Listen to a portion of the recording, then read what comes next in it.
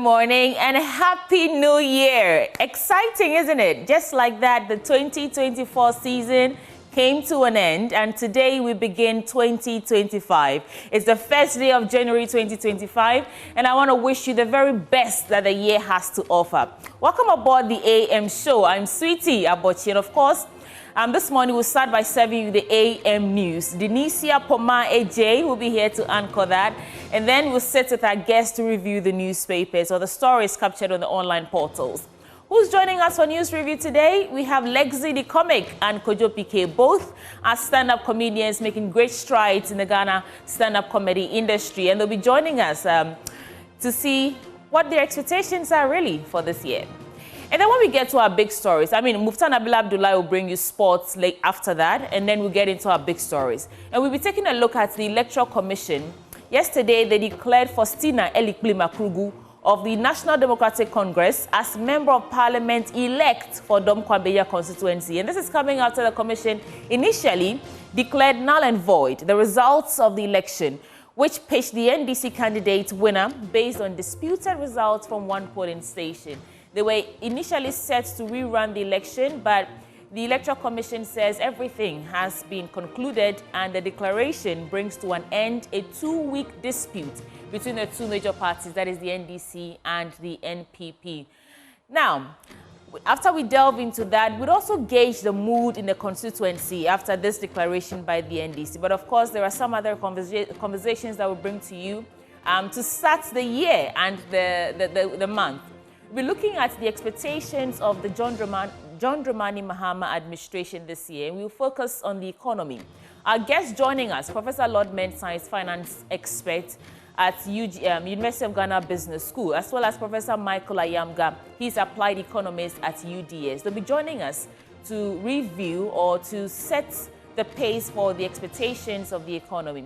And then we'll bring you some finance tips for the year. Sophia Tei is investment banker and finance planning expert, and she'll be serving us on the show this morning. Folks, I know that you're probably excited, looking forward to the new year, and I'm really excited myself to be doing this with you and for you. Today, the show is about you, just ushering you into the new year and helping you to understand what's happening in and around the country. So stay with us on this 4-hour package.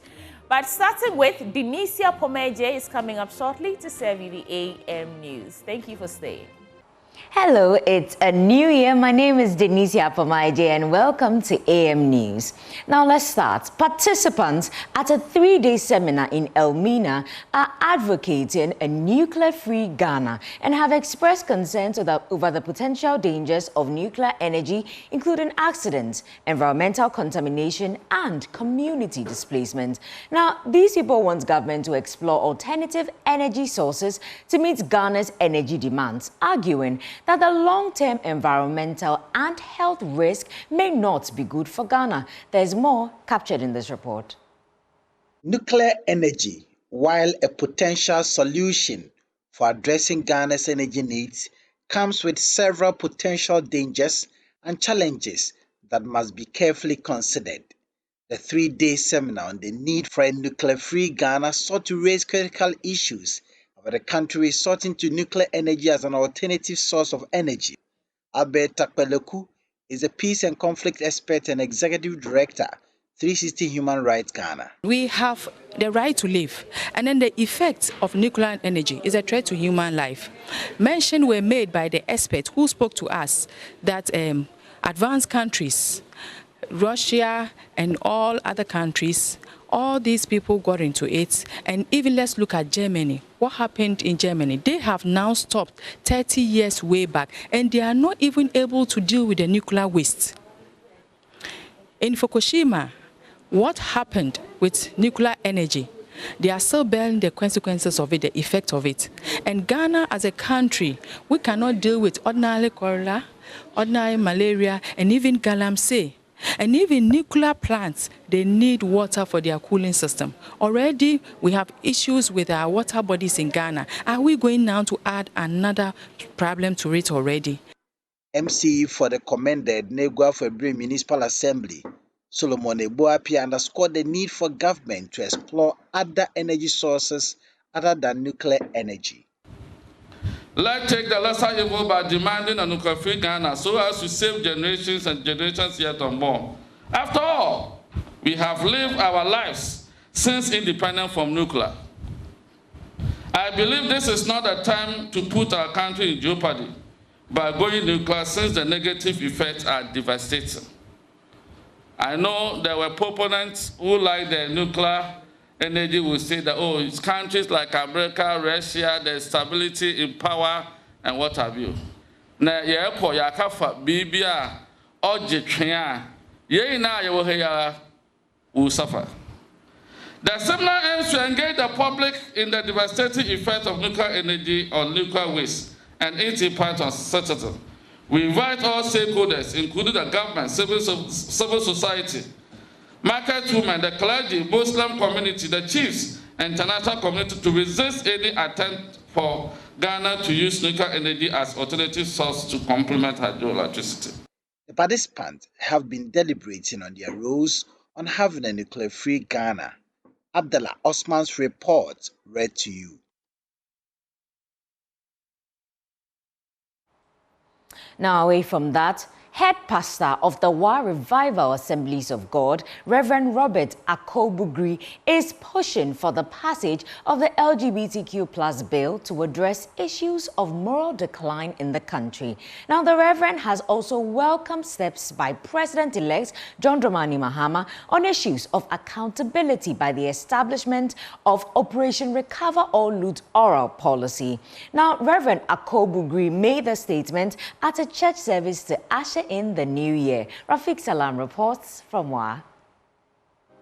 Several thousands of people, with the majority being Christians, flooded churches in the Wa municipality to say goodbye to the year 2024 and usher in the new year 2025. All churches were full to the rafters. They reflected on the year 2024 with the expectation and hope of the succeeding year being better. The congregation listened with rapt attention to the sermons delivered by the head bishops and pastors. In many of the occasions, the sermon coincidentally mirrors the dreams they prayed for. They sang, jiggled their bodies to probably shake off the troubles and challenges they encountered in 2024. At the Revival Assemblies of God Church in Wa, head pastor Reverend Akolobogori was thanking God for peaceful election and smooth ongoing transition, urged the people to stay away from divisive tendencies that could threaten the national identity. He called for dialogue rooted in mutual respect and understanding. Reverend Akolobogori, however, penciled two issues he will want President-elect John Mahama tackle upon assumption of power. Should unequivocally advocate for the passage of the LGBT+ bill and address various moral decline issues in our country that undermine our Christian and Ghanaian values. We welcome accountability as the president seeks to use oral and other agencies to recover any alleged misappropriation of public funds. Whilst doing this, we encourage him to approach civil prosecution with care so it does not become persecution. At the Warrior Global Baptist Church, head pastor Reverend Aquila Dramani led the charge.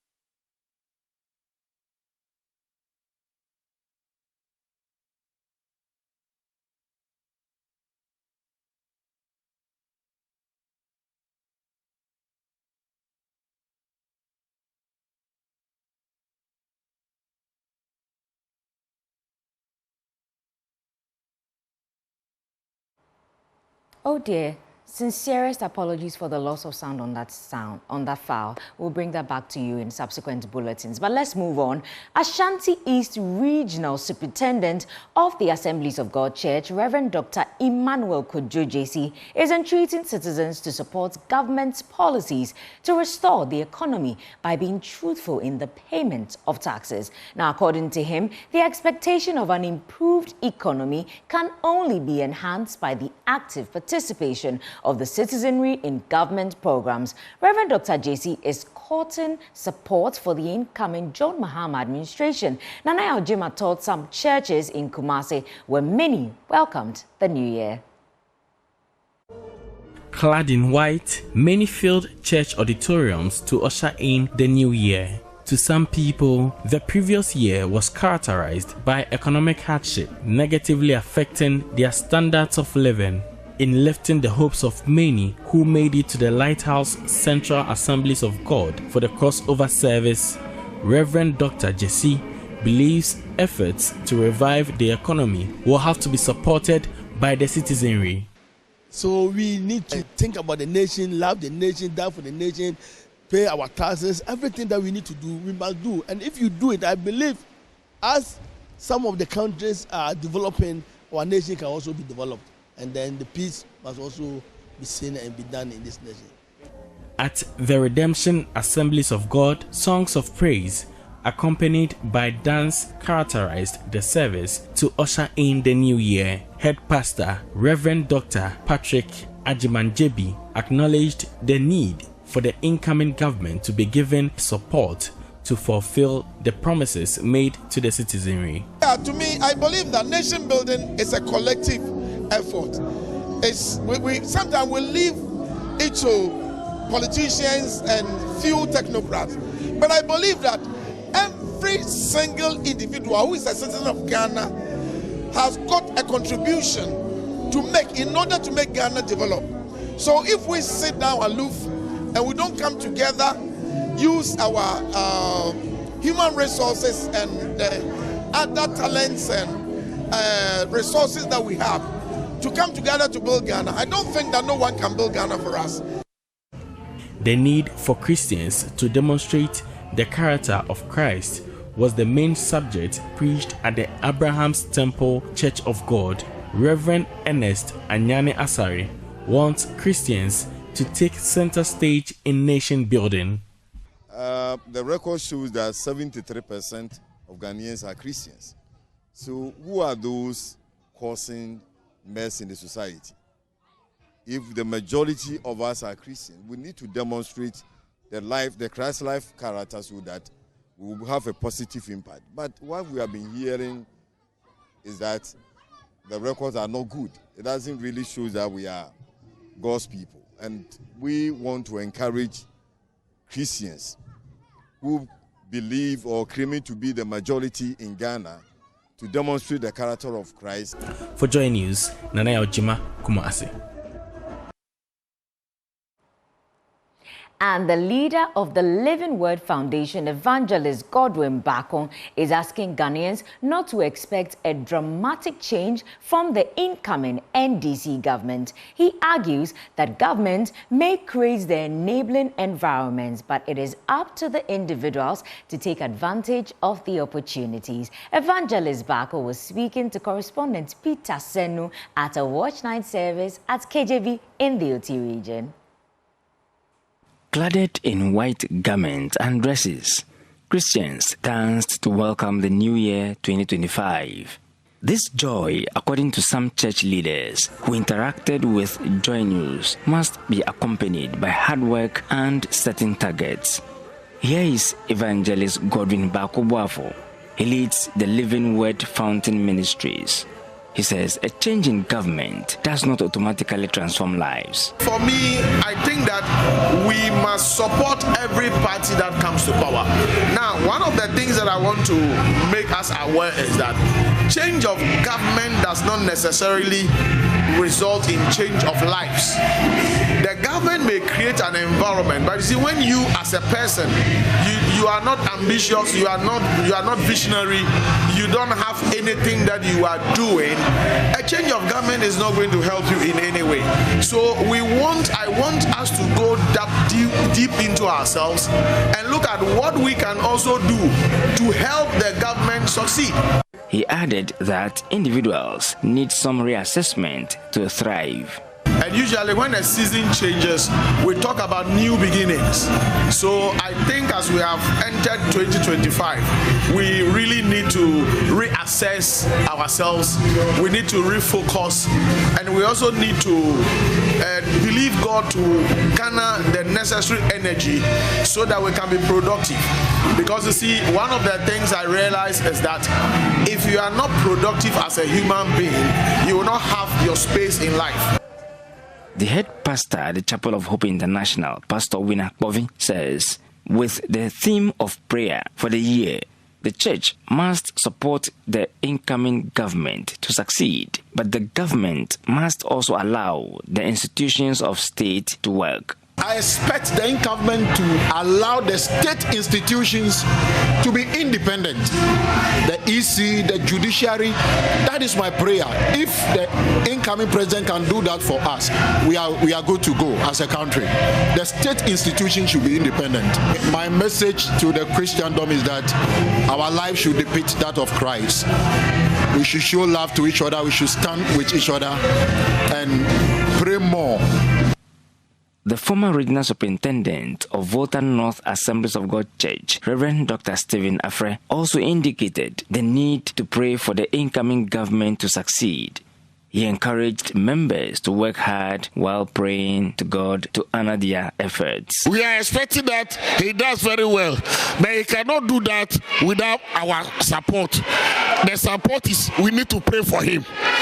Both day and night, we have to pray for him. And as we pray for him, God will direct him and he will be successful. Peter Sen for Joy News. And back here in Accra, as the clock struck midnight, Ghanaians across the country welcomed the new year with excitement and optimism. From all over the streets of Accra to churches, pubs and clubs, people gathered with family and friends to bid farewell to 2024 and usher in 2025. The streets and pubs were filled with cheers, fireworks and jams, while churches saw all the emotions as people celebrated the start of a new chapter. My colleagues Jacqueline and Sumaya Boa and Nana Boachi Yadom engaged some individuals and have filed this report. TikTok. Well, we are about to cross over to 2025. Currently, I'm at Perez Chapel, and as you can see right behind me, Christians right here, church members are worshiping God, giving him reverence and letting him know how they've been grateful for how this year has been. But then we want to find out from people how the year 2024 has been for them. In some few minutes time, we cross over into the year 2025. So let's find out from some church members to get to know what they are appreciative of this year. Now this year 2024, what are you appreciative of? The year 2024 was absolutely challenging. We all know the economic situation in our country, but thank God, as Christians, we believe that things are going to get better in 2025. We are so grateful to God, and we are here to thank God for all the guidance and hope that 2025 will be good, especially because of the change of government. Okay, now, what actually stood out for you this year, 2024? I mean, a lot of accomplishment. I set up some goals to achieve. First and foremost, I was able to complete my school by getting a master's in communication, and that was a plus for me. A couple of international travels for me, and generally I'm healthy, I'm strong, and I believe that once you have life, there's hope. And so we live and hope again as Christians that it will be better. Okay, all right, sure. Well, we're still here, but then I want to speak to this gentleman here.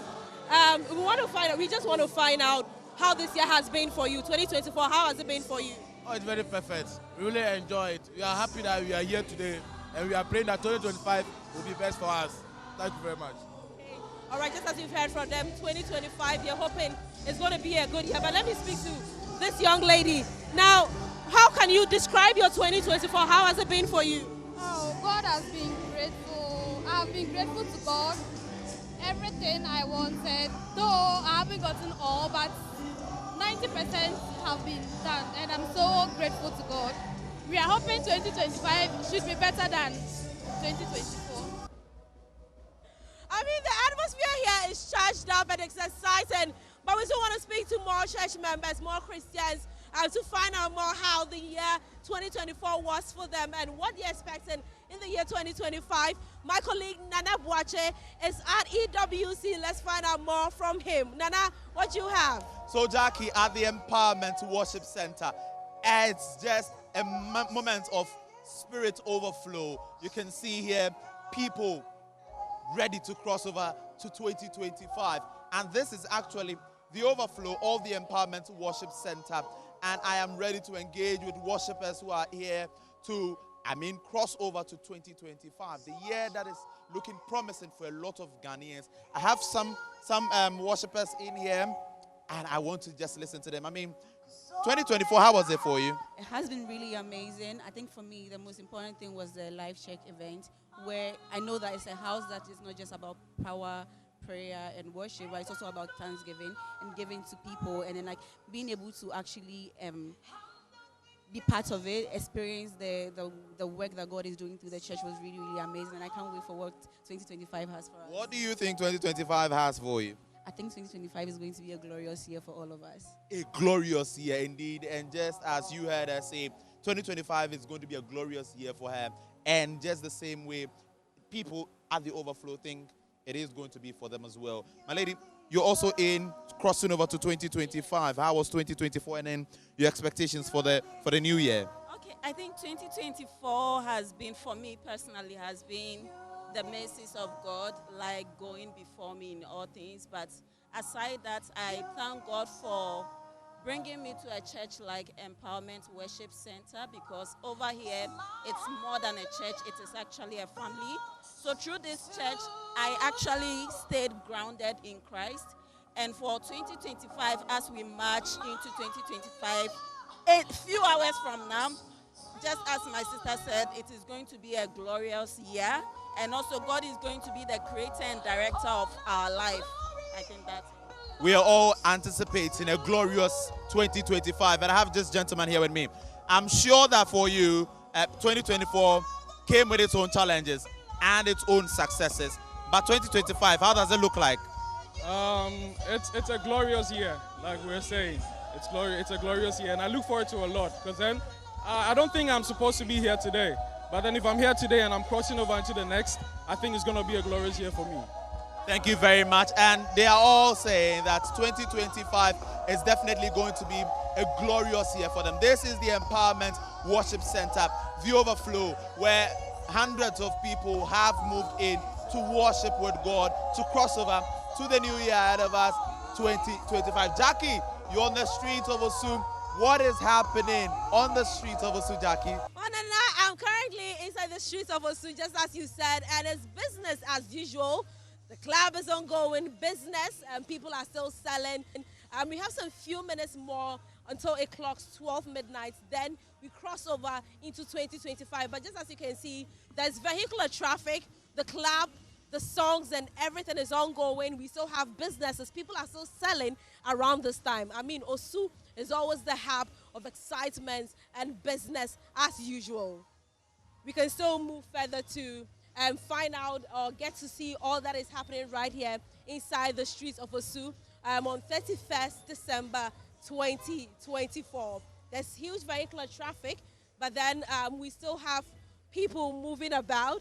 We'll get into the clubs very soon to see how people are also crossing over into 2025. It's a different kind of feeling. Exactly 12 a.m. and we are in the year 2025. And I feel just excited as every other person who has made it into the year 2025. And you can see the fireworks ongoing on the streets of Osu. We are here at Purple Pub, where some individuals who did not make it to the 31st watch night also came in to enjoy out here. But you see the fireworks out here, and a lot of people are excited, crossing over to the year 2025. It hasn't been an easy year, and I know for a lot of people they're excited. Happy New Year, Happy New Year, guys. Happy New Year to you. How has it been going into 2025? What are you expecting? More blessings, more money, more blessings. Did you go to the 31st watch night? I pray at home. You prayed at home, and you believe that 2024 will be exceptional, right? Amazing. Amazing, Charlie. We'll be exceptional, don't worry. Everything will be fine. And you feel the excitement at Pepper Pub here. I made it. I'm on TV. You made it, yeah. And you see the people out here are super excited to make it to the year 2025. You can see friends, families seated at Pepper Pub. They feel so excited to have made it into this new year. I can see a family set up here, and I'd want to engage some of them. You've made it to 2025. How excited are you? Very excited. Happy New Year. Happy New Year to you. And I'm sure that you have exceptional expectations for the year, right? Can you name some of them? Just good health, wealth, and success. That's your expectation for 2025? To continue good health, wealth, and success. Great. Happy New Year, Grandma. How is 2025 going to be like for you? I hope it is going to be amazing, and I hope prospective, many things, good things are going to happen to us. All right, thank you so much. I can see excited family set up here. Wait. You're also going to be on TV. Happy New Year. How does it feel making it to 2025? I'm loving it. New beginnings and lovely life, good health and enjoyment. That's it. I'm happy. And you believe that it's going to be exceptional, right? 100%. You didn't go to the 31st watch night? No. You made it to the Pepper Pub to enjoy myself, my family. That's it. And that means a lot. My family's here. That's all I want. And I appreciate that. Great. And as you can see from them, what they are saying is that 2025 should be exceptional. And I must say that it's a different kind of church setup at Pepper Pub here, because it is not the usual secular music that will be played at the pub. This time it is Yesu Edin Kunim being played at the pub, where people or patrons are enjoying the excitement in here. It's top notch. People playing snooker. The fireworks are still ongoing.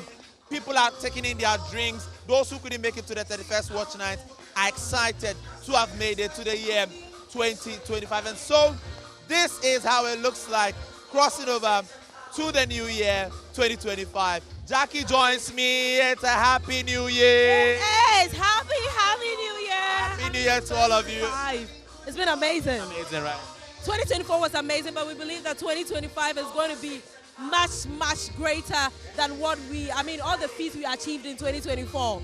But what about your expectations for 2024? It's going to be an exceptional year. A year that we are going to see exceptional changes. So just tune in to Joy News, and my colleague Jackie and I have been on the streets observing the crossover and say happy New Year.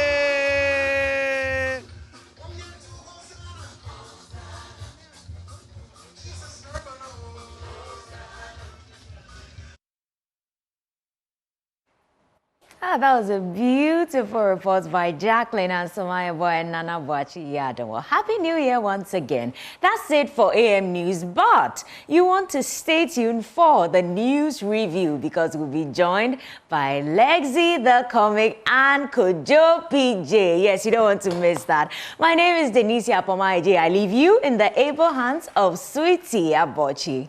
New Year, and welcome aboard the news review segment on the AM show. I'm particularly excited this morning, not because it's a new year, but also because I'm actually marking 1 year on the AM show today. Let me quickly introduce my guest to you this morning. I don't know if you know, but we have not himself, but Alban Bagbin is here in the studio, and Afenyo Makin is also here in the studio with us. Let's take a look at who I'm talking about. Hello, Alban Bagbin. Good morning. Welcome to the AM show. Happy New Year to yourself and your lovely viewers. It's been an amazing job as the Speaker of Parliament. You know, MPP has been stubborn, but here and there, with the experience I've gathered over the years, I've been able to. We also have Afenyo Makin in the studio, and he's very serious this morning. Hello, Majority Leader.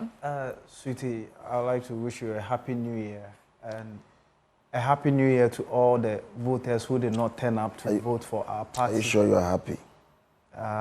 2025, you're going to see Pepe.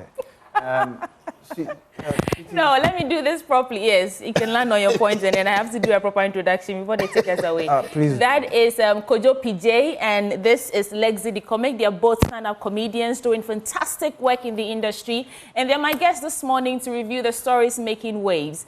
Lexi the Comic, welcome. Kojo PJ, welcome to the show. Thank you. So usually what we do is we give our guests 1.5 minutes, at most 2 minutes, to reflect on any topical issue. It could be on anything. It could be in your industry. It could be governance, New Year. And so I want to start with you, Kojo PJ. You have about 2 minutes to talk to us about, or walk us through your train of thoughts. Well, I like to show sincere appreciation to all the people that showed up to our comedy shows in 2024. Yeah. It's been a successful 2024. Guys, we love you so much. Thank you so much for all the support you keep giving us. I had an experience just 2 days ago where after performance there was a guy who had to go bath and come meet me. Hey. Yeah, some celebrity kind of experience. But you are celebrities. Yeah. Yeah. We celebrate you guys. Yeah. You're a big fan, Yeah, I'm a huge fan. Those of you who don't know, I'm a huge fan of the comedy industry. It's really the stand-up comedians. Way back before you guys. Yeah. I used to roll with them, Yeah. It's just that I didn't get that gift. I would have also been a stand-up comedian. Yeah, you have a bit of it. Lexi the Comic. Yeah. What will be your 2 minutes take? I don't know. Mine will just be some off guard. Okay, so I would want to talk about these kids. I don't know where they are from, but we see them on our streets here and there, and they just keep increasing in numbers each day. And I don't know who is in charge of getting them off the street, because sometimes around school going hours, you'll be driving in the streets of Accra and you see kids just gallivanting on the street, and I ask myself, are there no authorities there to, because even if you travel outside Ghana, there's the kids are the responsibility of the government. It's not even, it goes beyond just you, just the parents. Yeah. And I feel like we've sat here, watched these kids grow in numbers, and they keep and there is no skill, there is no schooling, and years to come, they will turn out to be the people that will be like a burden on us, because there is nothing to get them going in society. So I am just pleading on the incoming government that, yes, I won't applaud any government, because previous governments haven't attended to it, and we've gotten to this point. They should put some drastic measures in place, how we can control this situation. Because personally, when I see it, it gets to me so much. I'm like, why should this kid be on the street begging for arms around this very hour? Okay. So social welfare or whoever is in charge, please do your job. If it's possible, just start arresting their parents or taking the kids off the street. When their parents realize that, no, if you bring your child on the street, they'll be taken away from you. I think they will start sitting up. Mostly their mothers or parents are not too far from them. They will be sitting, and the kids will be on the street begging. They are the CEOs. I sound very tired. Yeah, we have. It's been a very busy December. We are sorry, but we're glad you still made the time and came to the studio with us. So let's get on to the online portals. Usually we have newspapers, but I think because of the holiday season, we don't have. So we use the online portals. And the story here on myjoyonline.com about Elikli Makrugru finally being declared as MP-elect for Dominic Kwabena. Have you been following that? Some of the fallouts from election 2024. This woman fought a hard battle. It was between her and Aaron Michael Cole Jr. For Dominic Kwabena. Eventually, after more than 23 days, finally, she's emerged as the winner. Her name is what? Elikli Makrugru. Obviously. Why obviously? You don't fight with an Elikli Makrugru from... Wait, what? Elik. Because she's aware? Michael Cole versus Elikli. Yeah. Oh, it was obvious. That's Mike. She only called her hometown. FO. Okay, so I don't know if you followed the awards that were held 2 days ago, and some of the names that came up. I know that reactions have been pouring in from social media about some people who Ghanaians don't think deserved to be awarded. Have you caught on any of these names coming up so far? And what do you think about the entire award scheme? I know people were talking about the elephants, but I think it's normal. It has always been there, as far as I know. So what are your reflections on the awards, the names that came up, and yeah, everything in Before between? I answer, I would like to know whether before Mahama also left, former President Mahama, incoming president, left power, did he also award people of his government? Not of his government, but it's a thing that is done. I'm just asking. Yes. So he also had people, he honored people? Yes, please. Okay. I would like to say this. Is there a KPMG kind of system that allows people to vote for? No.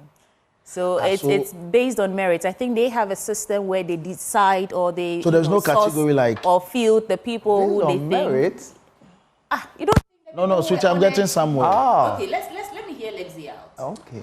Is there a category where like they will put about 5 people in there, then they will say that your votes are like maybe then OSA, the nominees, and the nominees are.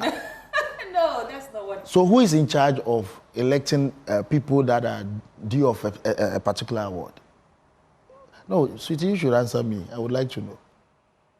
Guys, I've been told that my microphone is off. We'll fix it and continue with the conversation. But listen to it. I want to understand, like, is there a board, a group of people sitting and saying that, okay, this guy is due of these awards? Or, like, I want to understand, is there a system? Kojo, maybe you know. They use their own discretion. Because this particular award, Lexi, I suspect. Please hold for me. It's getting interesting. And unfortunately, we need to take a short break so I can fix my microphone. We'll be right back. Please stay with us. Thank you so much for staying with us, and Happy New Year again. In the studio with me this morning is Lexi the Comic and Kojo PK. 2 stand-up comedians in this country making significant strides in that industry. And we're talking about, or we're reflecting on the National Honors Awards.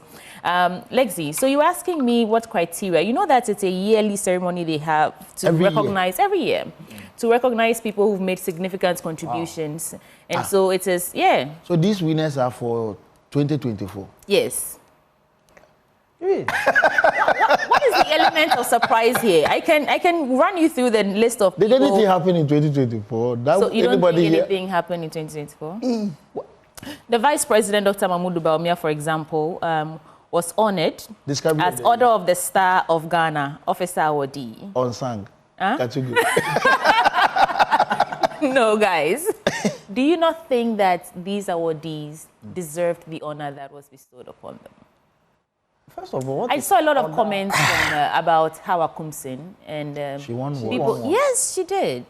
For freedom fighter. Yes. Freedom fighter of the year. No. For I think public service and her ministry. I'll get that for you fisheries. in a bit. Yes, fisheries. Well, she deserves it because for locking the sea. Yeah, for locking the sea. It's not easy. It's even Moses never did that. Moses only parted the sea. You lock the sea. With a key. A key. What about Bawumia? With 2 hands. What about Dr. Mahmoud? She locked it and she opened it. A key. She deserves the award. Are you saying that she didn't do any work that merited such an honor, aside locking the sea? Okay. I don't know about Kojo. You stay close to the sea. Did we have more manla? I think. And the year under review, did we get more manla than redfish or? I think there was a lot of salmon in the system. How about the Vice President, though? Vice President? Yeah, that's okay, right? I mean, yeah. Order of the Star of Ghana, Officer Awardee. That was the highest, actually. What's the category definition? Order of the Star of Ghana. That's the category name. But what goes into the superstar? So, yeah, sort of. So that's the crown of the whole. Yeah, that's the highest artist of the year. Yeah. Yeah. Yes, sort of. Yeah. Artist of the year. Yeah. Well, oh wow. Well, I will give it to him. Why? Because I think Dirty December was delaying. Yes. And to make things very fast for us, he just came and said considered. And I how about this? Samuel Okudzeto Ablakwa. He won what? Order of the Star of Ghana, member awardee. Yeah, also the same thing. Okudzeto, yeah. That's not Black. That's Sam Okudzeto. Yeah. He's a lawyer. Okay. Akosia Frema Osei Opare, Chief of Staff. She was no. Who got his money logged in the bond thing? Anita Kufu. Anita Kufu. Yeah. What? Is that yeah. Anita Kufu is a journalist with a sister station. Hey. So Fire Kufu. Yeah. So Fire Kufu. Okay, let's. She went on demonstration. Yeah. Yeah. Okay. Let's do some other stories now, right? Have you? Yes. Suffer today. No, I didn't think I would be enjoying this as much as I am. There's also the. Have you heard about the president said he's received a report from the Constitutional Review Committee that we actually need to review our constitution. What are your thoughts on those? President Akufo-Addo said he's received the report and he will forward it together with his notes to the president-elect or the incoming administration. Mind you, this is work that started all the way, I think, 2012 thereabout. They did some work, Professor Mills. It's been long, but nothing really happened under this administration. But he's saying that he will forward his notes in addition to the report to Mahama. What do you make of that? First, do you think, do you get the wisdom behind reviewing a constitution, and what are you? Well, review the constitution there, I think it's long overdue because there are so many things in there that I personally feel we need to change, especially the whole ex gratia thing, you know. Yeah. Yes. You don't think our politicians deserve that? If you are put in a position of like as a member of parliament or as an MP, as the president or vice president, I think you should be well to do enough that the little that we have in our coffers, we would give some to you. I don't think that particular one. I feel like we should change it. And what other thing again? Okay. I think at least that's one. Yeah. Yeah. Esla also love that they changed the constitution concerning the use of, sex toys, because right now it's illegal. What? Why did you say Eslawusu would like that? Oh, she was in parliament championing that. Yeah. Right now the constitution says if you use, the thing that vibrates, it's illegal. Yeah. Yeah. I think we need to review it because already people are breaking that. Yeah, people are breaking that. So let's just make it legal, Right, so that's on the constitution review. So let me put this story to you. It's interesting. Can't change this within so the president says Ghana's economy is rebounding impressively. The story is on myjoyonline.com. He said in his New Year message, so President Akufo-Addo has urged Ghanaians to remain hopeful for the coming year, stating that Ghana's economy is rebounding due to the effective measures undertaken by the outgoing administration. And he noted that this is evident not just in statistics, but in real-life changing stories, assuring of a brighter future. Have your lives been changed? Is the seriousness on your face? No, but I have to be serious. This is what the president is saying. The outgoing president, he says that, we're on track, the economy is rebounding, and it's not just in numbers. Mostly, we argue that the data that statisticians put out does not reflect what's really happening in our real lives. And you can also argue that maybe it's two alternate realities. We are feeling the pinch, the economic woes, but maybe our leaders have a way of cushioning themselves so they don't feel it much. You know what this feels like? What does it feel like? A comedian about to go on stage and the MC start, ladies and gentlemen, welcome on stage, the best comedian in the whole of Africa and the world. And you are there like, hey, me? No, what are you saying? What are you saying? The expectations he has put for Mahama, saying the economy is effective and is robust and we are going to have a brighter future. So right now, if Mahama comes and we are not having brighter, he gave Mahama a good foundation. Now that's what he's telling us. Yeah. So Mahama can just ride on that and make Ghana better. Yeah, that's exactly what it is. But you don't think that's the reality we're facing right now? You don't think this government actually puts in a strong foundation for the incoming administration? In fact, when you check the statistics, there's something to show. It said our economy grew by 7.2% also. The National the third quarter of 2020. The National Cathedral Foundation is a very strong foundation. Yes. That has been left that any government should come and to be able to build on and put a monumental structure. For God. National Cathedral. Yes, and the amphitheater promised the creative arts industry. The one in Kumasi. We have seen foundation, but there is nothing to show for. There's a lot of foundations that have been left That Mahama should come and build on. Yeah. So to wait, you disagree with the president? You don't think that in our real lives we are seeing the changes and the growth that this administration you are is roasting touting? tilapia in our mouth. You say he has left foundations. Hey, you're talking about National Cathedral. And we mentioned a few foundations. A few foundations too.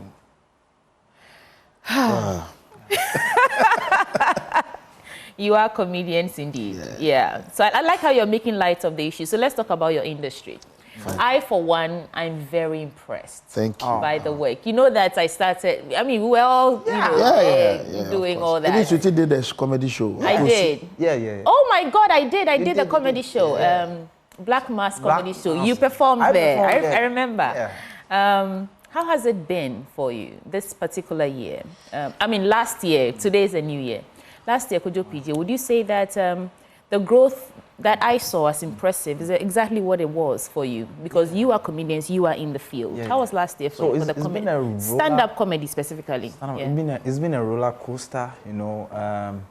I wasn't able to stage my own show in 2024, just the past year, because of financial constraints. Yeah, but hopefully this year we are working on something. But regardless, every show that I was able to be put on, we delivered massively, and the feedback has been great. My senior colleagues in there keep tapping my shoulders like, "You're doing great." So let's pray this year doors open, and then we are able to do greater than we did last year. Fantastic. Lexi, how was the year for you? It's been I would say it's a bag of different like feelings. Yeah. It started on a very slow note. Very slow note. Because so many people promised that they would take us out of the country to go perform. There was a UK conversation at some point. There was a USA conversation, and some Amsterdam also came too. So we were not like focusing more on things within. But regardless, we're still putting in work. Recently, I realized that you traveled though. Yeah, I did. No, that was for vacation. Oh wow, okay. Yes. No, I like it. Yeah, I traveled to. Where did you go? Senya Brecos.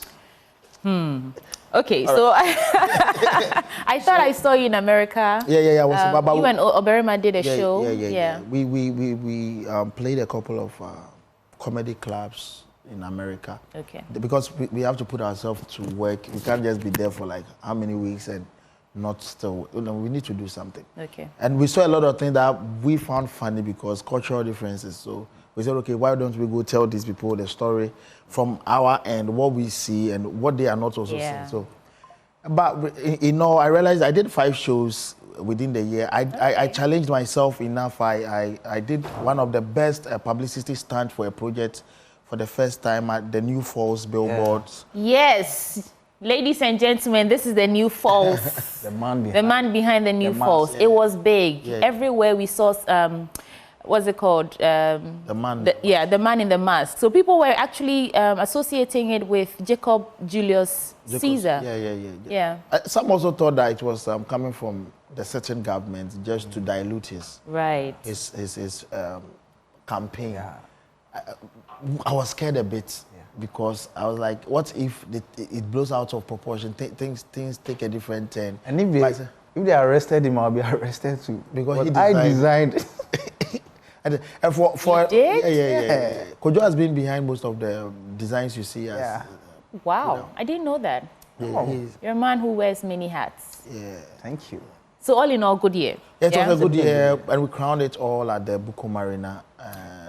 It was a beautiful sight to see. No, that show was great.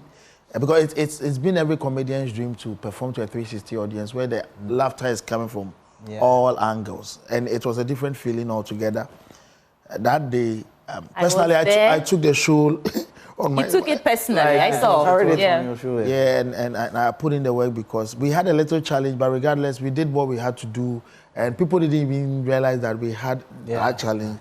And it turned out to be the best. Me personally, I don't care about whatever anybody did out there, but I would say it was the best event of the year. Yeah.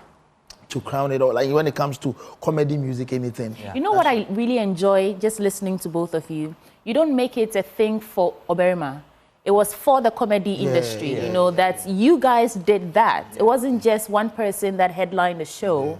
And so you're all celebrating. I think that attitude as an industry will take you You know far. the interesting thing, when I put out the billboards, and the wave started coming through, and I can be sitting in the same car with Obi, and Obi will be like, hey, this government part, they just said, why did they waste one money? Why would you go and do all these billboards and waste? Then they called me another like, Daisy, every September you do your show. I don't know why I have a feeling this bill. I said, Obi, do you think I have that money to do this? So when it came out that it was my show, he was so happy. He was like, Charlie, this is the best publicity you've ever done. I think in the history of Ghana, nobody has ever pulled anything close to this before. So they all came to collectively, you know, we don't have much support. So if the division and we are humans, once in a while there'll be differences, we will have fight them. But the job itself, we don't let that affect the job. So when it comes for us to push the comedy industry, we don't joke with that. Right. So as creatives, right, living in this country, I know you have dreams of playing to the world, and I know you will all go there, right? Amen. And we will meet at the top. I mean, that's without a doubt. But you live in this country, and we just concluded 2024. What would be your assessment in terms of how citizens interact with leadership, in terms of how our democracy is practiced, in terms of what the demands of the people are and the responses of government, in terms of the money in your pocket, standard of living? What would you be? I know that when we were talking about the awards, it seemed like some of the people you didn't really think they should be awarded, but politics aside, what would be your assessment of the year 2024 from the perspective of a creative who's trying to do something for themselves in this country? PJ. You know, funny enough, well, I judge the economy by the most basic of things. Yeah. And one of them is plantain chips. Okay. Because I love plantain chips so much. I started buying plantain chips at 1 cedi. And now it's 5 cedis. Which year was the 1 cedi? Oh, this was in 2016, right? Okay. 2016 was 1 cedi. Okay. I had a joke around plantain chips, so I knew the price.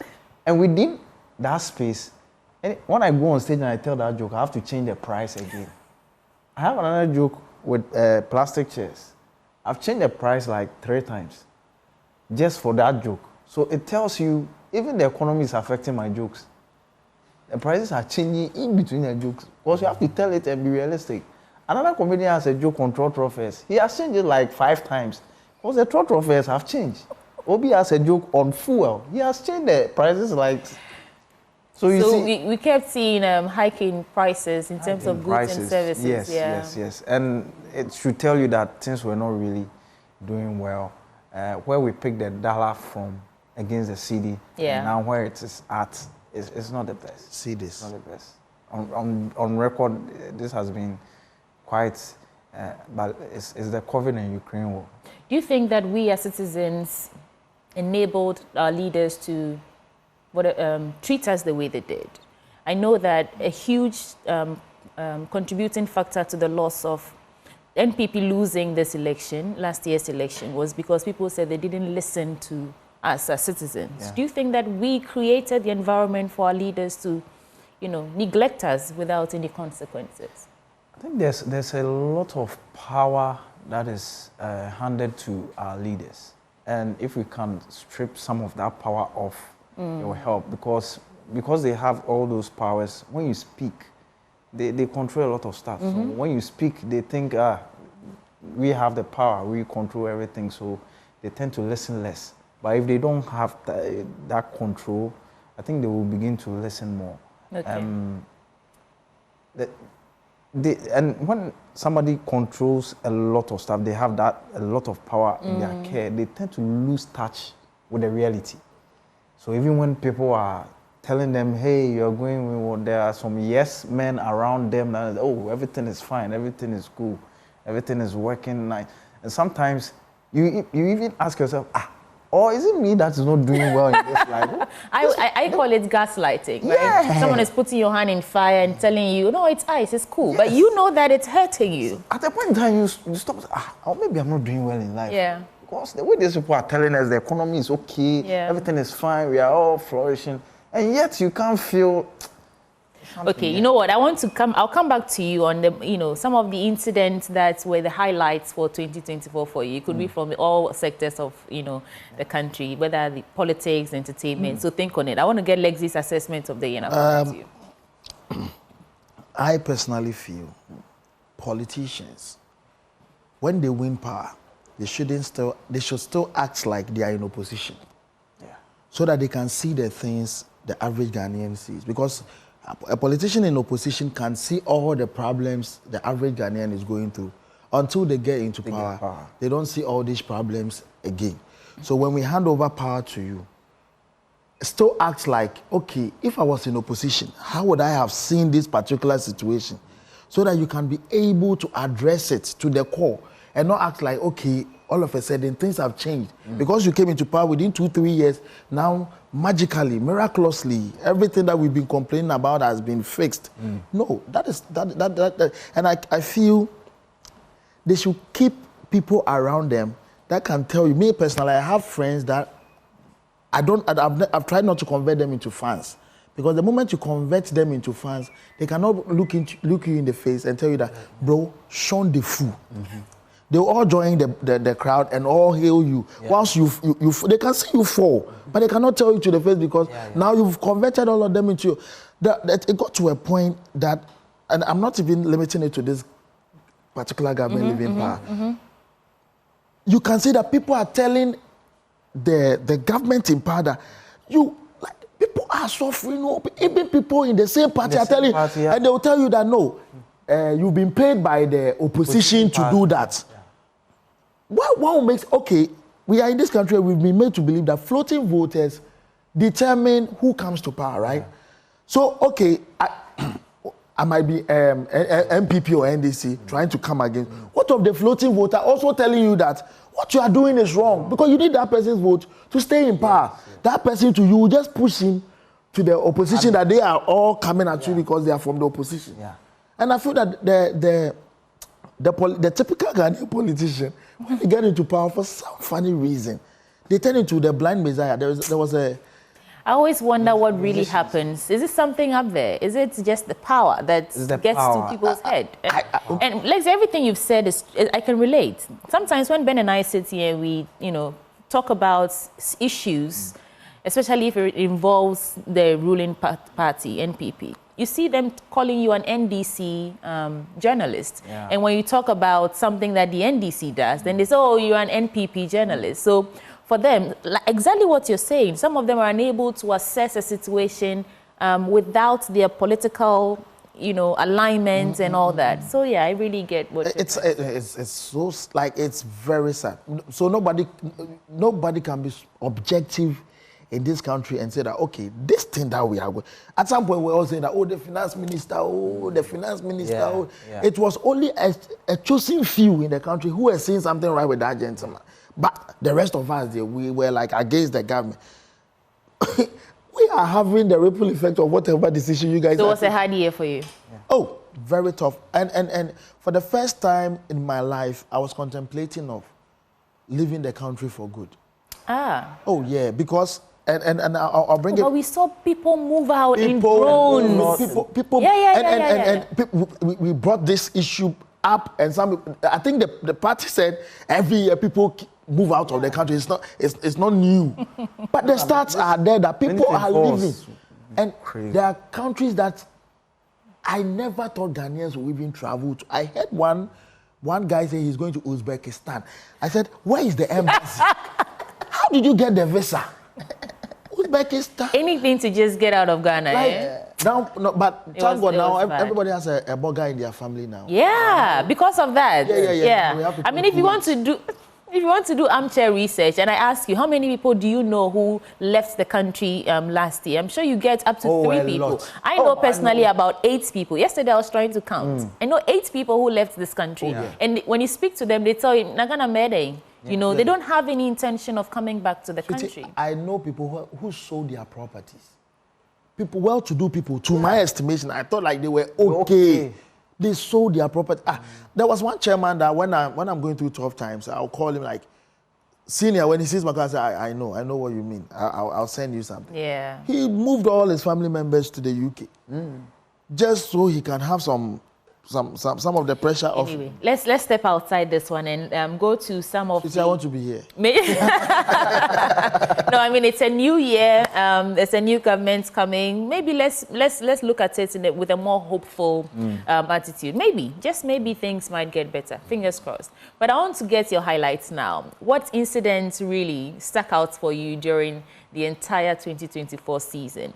Yesterday, I was chatting with Nana Boachi Dankwa Yadom, yes, our Ashanti regional correspondent. And he brought us that interview where he was asking Napo, who had then not yet been announced as running mate, yes, about Ghanaians wants a timetable. And he said, go and ask, so go and create your own timetable or something. I think that was one of the highlights for most Ghanaians, because at the time we were obviously, grappling with power outage issues. So that's one incident. What are some of the others that made waves for you? Mine was with Black Stars. When they played at home on our own pitch, and they said the pitch was so bad, they blamed the pitch for a goal. A goal that Niger scored against us. That the defender was about to kick the ball from the pitch, but because the pitch was bad, the pitch diverted the ball to Niger. Hey! Now hearing you say it and describe it the way you do, I realize how interesting it was. Yeah. That our pitch is fighting against our own Black Star. To the point where in Ghana. And some of the excuses you get for why things are not going well in this country. Yeah. It's crazy. Like, it was a highlight. But last year was a terrible year for football lovers. Yeah. Especially those who were, looking for, enthused about the Black Stars, making some strides. We didn't qualify for anything. Yeah. We didn't win anything. I mean, of course, we hosted the All-African Games, but even that, the fallout, some monies that didn't go into the right hands and all that. How much money did they use to feed the people that... We're talking millions. 52 million? Yeah, 52 million, I think. Yeah. Now, how much are we spending on school free? I think they used $3 million to print tax accreditation, right? Yeah. Can you imagine that? In 19 days, right? Can you imagine that? Sweetie, you are in this space. I would like to... How much money are we spending on school feeding for the whole year? Well, I don't know. Off the top of my head, I don't know. We just had just a few people from other countries. How think they were ordering from whiskey? Or maybe that's what happened. Next, the highlights. My highlights, I'll come back to the creative art. No, it's tautology. What is creative art? Art is art, creative. Yeah. So the art industry, we were very optimistic that the deputy minister, Marco Kreku, would do something magical in our space, only for us to realize that, I think the latter part of them leaving power, he said that we should go and read the definition of a deputy minister. Now, the deputy minister has limited power to control some of the things in the ministry. But that wasn't what he told us initially, because he made us believe that when he gets in there, everything will be sorted. Yeah. We have amphitheaters lying in the bush we couldn't complete. And sometimes you meet some of these people, you want to tell them that, listen, we lack... There was a point when I needed a venue for my show. I combed the whole of Accra. I wasn't getting a venue. Sweetie, not jokes. Why? We don't have it. We don't have venues. We don't have it. This December, it will shock you. People were creating their own venues. We had no... You think they want to do these outdoor events? It's not even the best for you as a creative. Yeah. We want that like indoor with the best of logistics. You save the time of building a stage because there is an already built stage for you. All you have to do is fix lights. People are sitting comfortably, enjoying you and all. But now we have to create parks and all for people to come in. And talking about venue, one highlight for me was that demolition of, is it the Dome? I thought that was very tragic. The place. the trade fair, right? fair. The demolition of that place, I thought it was tragic. Because when you talk about venue, for most of the big events, that was a go-to place for people to use. We don't have it. Then what we have, we just destroy it. I think at some point when you go to National Theatre, you ask yourself, like, what happened? Because that edifice it has stand the test of time. It is one of the beautiful, I don't know how they did, because I learned it was built in 1992. Yeah. But we talk about some of the beautiful infrastructures we have in this. It still fits in. Yeah. But when you enter, you ask yourself, what happened to this building? Ah, well. Because we brought in AC. The ACs were there. I'm enjoying the conversation, but time is not on our side at this point. And I want to put this to you before we go. I told you about President Akufo-Addo's excerpts or the highlights from his speech, and this is from John Dramani Mahama, and he says that Ghana's crisis demands fervent prayers. And I'm reading the story from citynewsroom.com. President-elect John Dramani Mahama has called on supporters of the National Democratic Congress to intensify their prayers, emphasizing the need for even greater spiritual commitment than during the campaign period. And he underscored the importance of seeking divine guidance to equip the party with the strength and wisdom necessary to implement policies aimed at improving the quality of lives of Ghanaians. What did MPP do? Why? Well, for us to involve No, but Ghanaians are a prayerful lot, are we not? Yeah. And why do we always have to push something? Yesterday, most people crossed over in churches. Some were in pubs, I know, but most people I know went to church. Well, Italians are like religious people too. Where this thing is going, I'm afraid we are going to get Minister of Morning Devotion. It will happen. Minister of Morning Devotion. No, but I mean, I see the wisdom in what he's saying. That's just pray for the country. No. No? No. Where we've gotten to. We don't need prayers. We've been in. Ghana has been Ghana has been in a position where we even prayed for the dollar. We've prayed for the dollar before. We don't need prayers. We need people who can work. There are countries who are not even religious, but the economy is working. Exactly. Get able men to work. That is, and listen, those who have stolen our money, we can't take all. We should retrieve a chunk of it so that we can put it into good use. We know them. We've seen them. Do you have evidence? I said, no, I said. That's what the president said. President Akufo-Addo, he said that, you know, until you are in trouble, you don't appreciate the due process. Well, so although you think you've seen that these people are, you know, have been accused of corruption-related, you know, incidents or so, you have to prove that they actually understand. But I feel the next 4 years, the only thing the NDC can do for Ghanaians to know that, oh, they are working, because we know it wouldn't be easy, is for them to see some people account for the monies that went into their quarters, because we've seen money. That lady was in the National Service. Oh, that lady who has never had. Yeah. I get who you're talking about. I just can't remember her name. National Service Secretariat. Yeah. The boss, right? Yeah. I've seen the kind of money they mention. I'm like, that lady she doesn't have a truth. And that's all that time will allow us for this morning. But I do want to get quickly your expectations for this new year. It is the first day of the year after all. What are your expectations? Pretending that no, we can't do it. She has to. Everyone has to throw it. Come on. Yeah. You've seen it. Let's go on. Kojo PJ, what are your expectations for this year? We are hoping for the best. Yeah, hoping for this. Looking that this new government has learned a lot of lessons from the previous ones, and they are going to do better. Hopefully. Yeah. Hopefully, because they know what it will mean after 4 years if they don't do what they said they were going to do. Yeah, absolutely. They know what it means. So I think they will learn a few lessons and then they will do better. Okay. For our industry, it can only get better. Every year we keep doing better and better and better. So for the comedy industry, I see us going beyond what we did in 2024. Lexi, expectations for the year? Don't count on any politician. The moment you vote, know that you are giving out about 4 years of your life to the politician. If you are waiting for them to perform a miracle, you will sit back and watch 4 years of your life go waste. Sometimes they come in and they stay in for like 8 years. So like today I added up like the 8 years of Nana when he came to power, and when leaving power. And I realized that he came to power when I was about 20-something years. And I'm hitting my 30. Yeah. That's like 8 years of absolutely like, if I had not done anything for myself, I would have sat there doing nothing with my life. So I'm just urging everybody out there that, listen, yeah, the politician will do what they have to do, but you to design something for your life and make it work. Because yes, time is really flying. And to those who have supported our industry all this while, we really appreciate you guys. God bless you. Charlie, it's not easy taking a 150 Ghana to university. We never thought of it that a time will come that Ghanaians will take that amount of money to come watch us at events. But you guys have shown us love. No matter how bad the economy is, you still find room to pay to come enjoy us.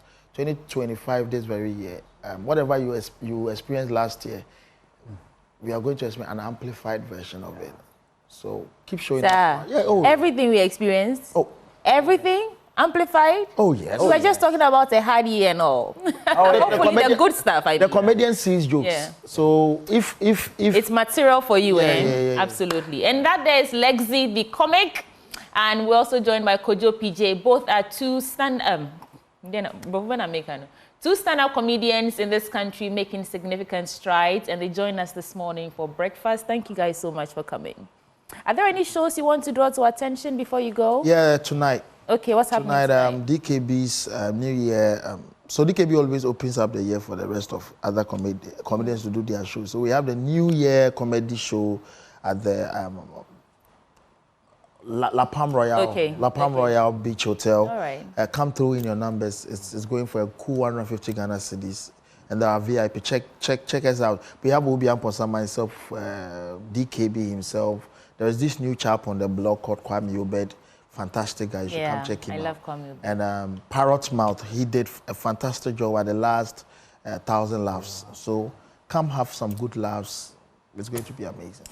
Thank you all so much. Sports is coming up next. And Muftan Abil Abdullahi and Haruna Mubarak have a special package for you. Stay tuned. We'll be right back. Prior to this declaration, the Electoral Commission had insisted on organizing a rerun in one of the polling stations in Dom Kwabenya constituency following inconsistencies in the results there. But the EC has rescinded its decision to organize the rerun. The Commission's chairperson, Jean Mensah, has been explaining the reasons behind the EC's decision to finally declare NDC's Elikplim Akurogo as winner of Dom Kwabenya. We have not rested on our oars, and we've tried to unearth and unravel how we came by. In all of this, as you may be aware, we had reached out to the returning officer and our district officer, but we did not have any explanation for the use of the training sheet. What they had said was the presiding officer realized at the point of filling the form that what she had was a presidential pink sheet, and therefore she used a presidential training sheet. It didn't add up. It was not convincing. And so 2 days ago as a commission, in our investigation, we had the light bulb moment that why don't we really do away with all the party agents at the collation center, because they have not been able to provide us the information we need. Why don't we go to the ground? Rather than deal with collation agents at the collation center, why don't we identify, look out for the agents, the polling agents at the Abukobi Training Center? And so we took steps. We reached out to the parties, and we were able to do that. The PO was out of town. We were able to also reach her and asked her to return back to Accra to answer a few questions. This morning we met with her, and she explained to us how she arrived at the training. She arrived at using the pink sheet for presidential training with training embossed on it. It's important to note that she did not have this training sheet with her on election day. And it's also important to note that contrary to what is being peddled in the news, though that training sheet was not signed by party agents. The question has been asked that, it's the EC sheet, why are they not using it? Training sheets have no place at the polling station, and that's why we are not using it. It was not a parliamentary pink sheet, polling, even training, it was presidential, and it was not signed by any of the party agents. What she has explained is that As I mentioned, she recognized that she did not have the parliamentary pink sheet. She had the presidential. And so she tallied everything on paper. She had both agents of the NPP and the NDC confirm the figure. And they decided, they agreed to go to the collation center to obtain a copy of the parliamentary pink sheet.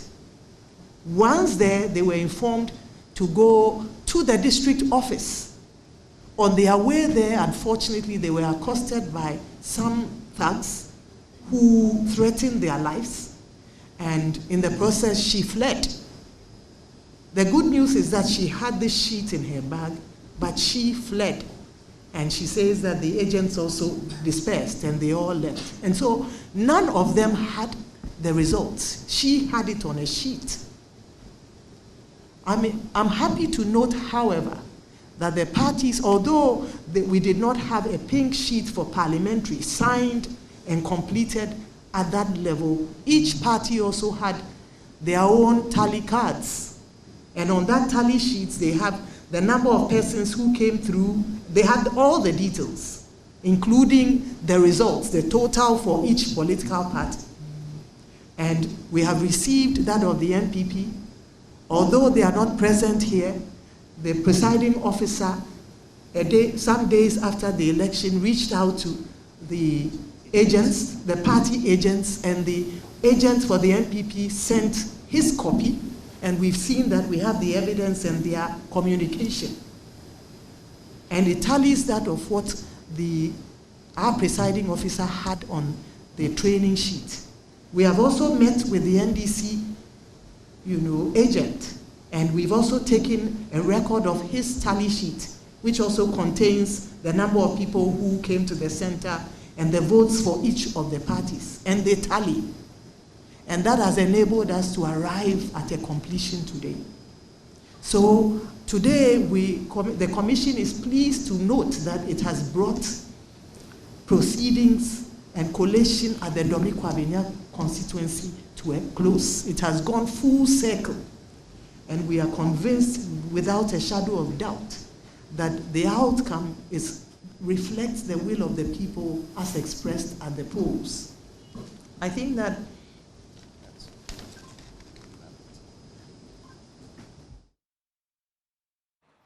Right, so there you have it. After a long, or should I say prolonged dispute between the NDC and the NPP in Domi Kwabenya, yesterday Elikli Makurugu was declared as MP-elect for that constituency. And I have joining me this morning via Zoom Roxy Nelson Depemokpo. He's lawyer and member of Parliament. He's rather on phone for South Dai. Thank you so much for joining us, sir. We just want to understand how the news came to you this morning. We know that it's been a long-fought battle. And what is the mood from the party this morning? Thank you very much. Good morning to your listeners. Is it Joy News or Joy? Yes, no, this is Joy News, the AM show. Yeah. Good morning to your viewers. Yeah. And a very special Happy New Year to everyone, especially my people in South Dai, Betongo. The party is very glad about this outcome. And indeed, it's been a position that we have espoused in respect of the issue concerning Domi Kwabenya parliamentary elections outcomes from the word go. You recall that we have insisted that the inactions or the omissions of an EC officer ought not to adversely affect the interests of a parliamentary contestant. And yet, EC insisted on conducting a rerun. Indeed, even before then, the EC had called to, as it were, engage in what they call a recollation. Sometime nearly 2 weeks ago at the regional office at Reach. There you saw the party resisting vehemently that process was patently unlawful under the statutes, the rules, the regulations that govern our public elections. But they insisted. So if you heard the EC commissioner yesterday going to a long narrative, long narrative in order to arrive at a very small conclusion, it was a journey to nowhere. the law is very clear that where the people's mandates have been cleared, in pursuance of several case laws, some even local classicals on this matter, cases like ex parte Asare and ex parte Collins Dowda, the Supreme Court have had calls to pronounce on this matter. That where declarations are made. Okay. I mean, and the remediable steps available to an aggrieved party is to petition the High Court in pursuance of Article 99 1A of the Constitution, and also in pursuance of Section 20 of PLAC Law 284 of 1992. So this circuitous process that is taking nearly 3 weeks to resolve was most unnecessary. But the party is happy that we are here today. Okay, and you are also a lawyer, so I want to pick your thoughts on, you know that the court is set to rule on NDC, that Mandemos application today. What are your expectations? We also know that the crux of your argument is that in respect to Okaikwe Central, I think Tema Central, Techiman South and Ablikuma North, was that the election petition is in disguise and the same should not be entertained. But what are your expectations awaiting the verdict today? We are actually en route to the court. We are on our way. The expectation of the party today is that the court will apply the laws as enacted by Parliament clearly.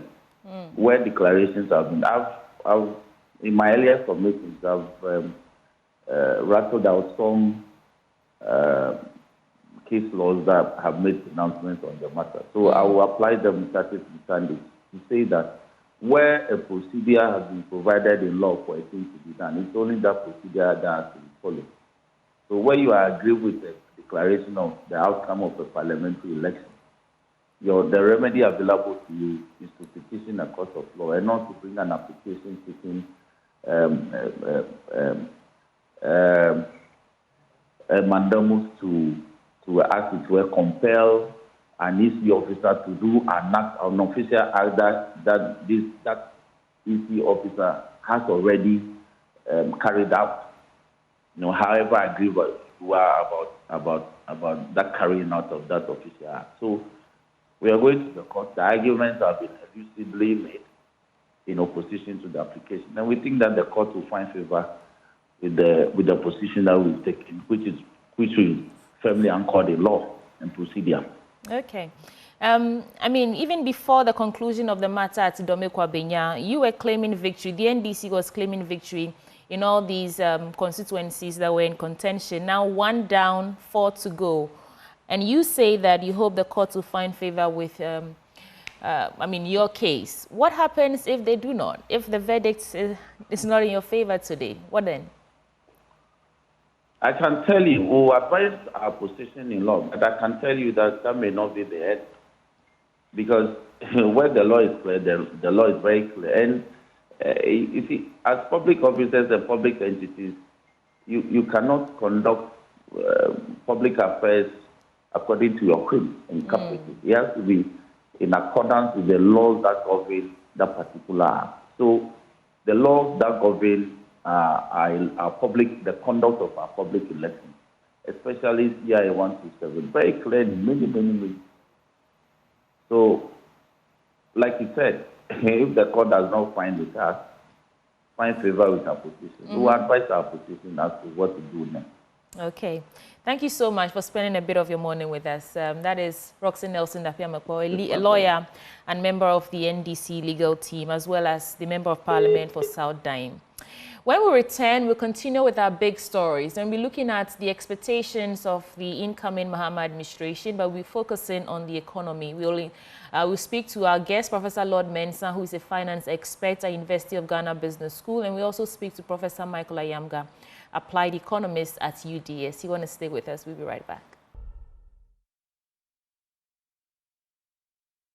Well, welcome back, and thank you so much for staying with us. Of course, this is our big stories segment, and I mentioned that we'll be taking a look at the expectations of the incoming John Dramani Mahama administration, and we'll be focusing on the economy. But before we speak to our guest, Isaac Kofi Ejay is standing by to walk us through, I think, the state of the economy and what really the nuances are to look forward to. Kofi Eji, Happy New Year.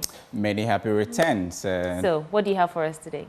We are looking forward to a very, very good economy going into 2025. We're already in that year. Yeah. And the John Dramani Mahama administration has 4 years, 2025 to somewhere 2028. First of all, what has the current administration been saying about the health of the Ghanaian economy? For the finance minister, I always say that if you want to find out how the economy is faring, you need to talk to two people first. The finance minister is number one, and the governor of the Bank of Ghana. He has not spoken yet, but we've heard from the finance minister and their boss, the president, who are all saying that, look, we've been through some sort of turbulence, but the Ghanaian economy is rebounding. According to the finance minister, he says that they are handing over a strong economy. And the word that has become some sort of a controversy is the use of the word strong economy. What does it mean to have a very strong economy? The current economy that Ghana has, is it really, really strong coming into this year and starting the administration of the John Mahama administration? I mean, if you really want to look at the status of the Ghanaian economy currently, there's one institution that you need to speak to, or you need to find out what they've been saying about our current status as far as Ghana is concerned, and that is the IMF. Why is this so? Because we have a pact with the IMF, a 3-year pact that started in 2023, should be ending somewhere 2026. We do not know. The current administration says that, the John Dramani administration says that they'll be looking for a renegotiation. Does that mean that we're going to have an extension of the IMF program? They have been saying that, look, you've been able to gain some sort of a rebound, but know that the current progress you've chalked under the current IMF program is fragile, which means that, I mean, don't even start talking about recovery yet. You've started some good recovery. We've seen the economy growing. GDP growth rate is on a good trajectory. Inflation not really where we wanted it to be.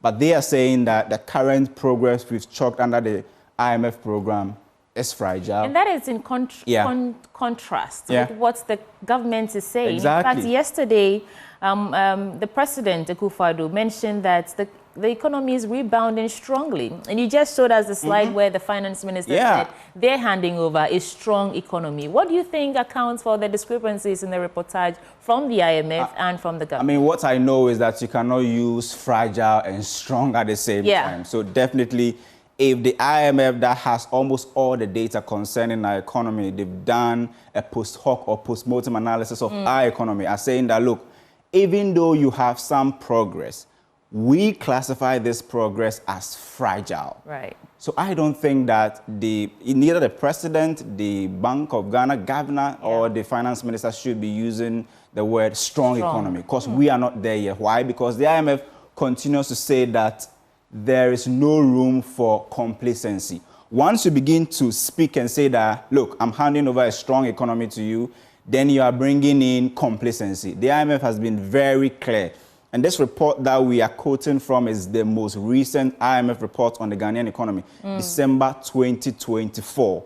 And before Christmas, they told us that, we know you are going into a new year, a new government, but know that the progress you've chalked is fragile, number one, and two, there should be no room for complacency. That is what the IMF has been telling the government of Ghana and what they've been saying about the Ghanaian economy. Now, if you listen to the president and the finance minister when they make mention of a very strong economy, one economic indicator that they tend to bring on board is the economic growth rate. And we've been seeing how the economy has been performing this year. The last update that was given by the Ghana Statistical Service, we saw the economy growing more than 7% in the third quarter. We are hoping to see how the economy fared in the last quarter of this year. And we'll be able to get the average for 2024. But what we know is that coming into 2024, we saw a decline from 5.1% growth rate in 2021 to 2022 when we had the economic hardship, 3.8%, 2.9% in 2023. And this year we are hoping and praying that if all the numbers come together, we should be getting an average of maybe 6% for the year. But if you are talking about a strong economy, many have said that even the growth rate that we are enjoying now, it can be classified as paper growth. Why is it paper growth? Because it's inflated. I mean, it's induced by inflation, looking at the way we calculate the GDP growth rate of the country. Now, beyond GDP growth rate, one other indicator that we use to, test the health of an economy is the average monetary policy rate, or the rate at which the central bank, lends to the commercial banks. Currently, we know where we are at the moment, and this is the average lending rate if you go into the market. Are the private sector borrowing at a very low cost? The answer is simply no. I mean, if you look at the latest, around 30.8, and sweetie, if you go to the market to go and borrow, to the commercial bank to borrow, and they give you, the slap on you an interest rate of 30.8% per annum. Wild. That is really, really wild. At a point somewhere, 2017, 2018, we're doing way less, and now 30.8. It's not a clear indication that the economy is very strong or we are rebounding. I'm curious to see what's explaining, where you go from here, because it looks like it wasn't much different from what John Dramani's previous administration handed over to this current administration. So in comparison, nobody did us any good? Absolutely. And if I'm to use your words, I mean, we've said that one of the indicators to test or to give us a clear view of how presidential elections will be, we've said it here over and over, is the monetary policy rate and the rate at which banks, the central bank lends to the commercial banks. And if you look at 2016, when Ghanaians kicked out the NDC administration, the monetary policy rate, or the average monetary policy rate, was around 31.7. And we saw how President Akufo-Addo won that election with almost a landslide, 53.9%. That was a very, very heavy victory for them in 2016. Yeah. This year, I mean, they gave the economy to them to reduce this number to somewhere, let's say 17 or maybe 15. But we are seeing the same number, almost the same number in 2024. And what did we see? They got punished. Where, I mean, we all know how they lost woefully in the 2024 Kofi, I want you to hold on for me there. This is a very great point to usher in our guests into the conversation. Professor Lord Mensah, good morning, and thank you for joining us on the AM show. Yes, good morning. Good morning to our viewers. Happy New Year to you. Happy New Year. Happy New Year. Do I also have Professor Michael Ayamga online with us? Good morning. Good morning to our viewers. Happy New Year. Happy New Year. Fine line between life and death. So if you are alive in the new year, you have to be thanking God. And so Happy New Year. Fantastic. Thank you so much. And I'm sure you were following the presentation, but I want to bring you in at this point. I mean, looking at what Kofi has been putting forward so far, and knowing that Ghana underwent a domestic exchange program under this current administration, let me start by asking, what should Mohammed's government really prioritize to rebuild trust? Especially in the debt market, while ensuring a long-term debt sustainability. What are the expectations there? Professor Ayamga, both of you, but let me start with Professor Ayamga. Right. Yes, I think President-elect John Mahama has his work cut out for him. His focus has to be on cutting expenditure and then also boosting our domestic revenues. There is no other way you can title this thing. If you look at the current trend, if you look at his social contract, rights from 0.56, 10, 11, 12 are all on the revenue side, taking out a big chunk of the revenue. He has promised to downsize government, and you realize that what he's promising to downsize plus what he's going to implement would almost eat up any savings we are going to make. So there is no way you can cut President Mohammed's job for him come January 7th. That is outside the principle of saving, the principle of expanding our tax net and diversifying our tax net, let me put it that way. One quick thing I want to point out is the analogy you presented that President Mohammed left in 2016 left a lending rate of around 31.7%. But we are talking about a government that has added 40 billion debt to what was left to them. And they are still delivering this. So you cannot put the two on a level platform. You're also talking of a document that has come out of a domestic debt treatment program and external debt treatment program. And all of these were supposed to at least engineer some confidence in the economy. What we are currently having now is an economy that is limping. I tend to want to call it cosmetic growth, because you are having a growth that is occurring on the back of the third quarter. Usually when many Ghanaian businesses are spending and investing for the festive seasons. That is one reason. You are also looking at a situation where it's an election year, and we all knew that this election was all about money, money, money, and spending, spending, especially if you look at the MPP side of the equation. So you cannot just tout this cosmetic growth that is not anchored by any change in the fundamentals as economic growth, especially if you look at exchange rate and inflation. They seem not only to be very fragile, but also very, very, very weak, and most likely to weaken than strengthen. And so that is how I'm looking at it, that John Mahama comes 7th December, January, when he is sworn in, it has to be about cutting costs and about expanding our revenue base. Mind you, there's a very huge expectation on the president. A president that wins by over 1.7 million votes. Yeah. There are those that are looking for direct benefit from their involvement in the campaign, and the broader segment of us in Ghana are looking for the indirect benefit, that is to make the economy good, so that our livelihoods and our economic activities can be able to generate profit and cater for us. Now, if the president is going to balance the equation between satisfying those that expect to benefit directly by way of appointment and getting remuneration from working for the government against those who are waiting for the economy to get better, it means that he ought to go from looking at it from a partisan perspective to a more performance-based criteria for governance. Okay, please hold for me. Let me go to Professor Lord Mensah. So, Professor Yamka is saying that this is a limping economy, and of course, our debt issues are there. But the IMF is cautioning that we shouldn't be celebrating it. In fact, the word Kofi used was fragile. Meanwhile, the President and the Finance Minister said they're handing over a strong economy. Professor Lord Mensah, what should the Mahama incoming administration, what should be the top item on their list of things to tackle in terms of turning the economy around, although the outgoing administration says it's a strong economy? What's your take? Right. So as you have to look at the economic situation that we find ourselves in now. Clearly, it is an economy that its financing sources has been limited to short term. We are only borrowing from the treasury bill market to finance, government activities. So what I'm expecting the next administration to do, which we have to witness that from the first budget they will read to Ghanaians, right, is to make sure that the economy gets attractive to the private sector. Now, private sector, both internally and externally. As we speak now, government cannot go and borrow on the balance sheet of Ghana and say that we're going to borrow as a country. It's going to cost us more, from the international market and even locally.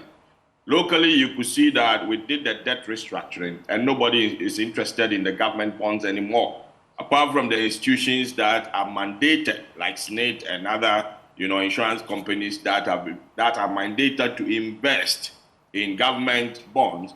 No individual, no private investor is prepared to invest in, that bond. And that has made, our yield curve.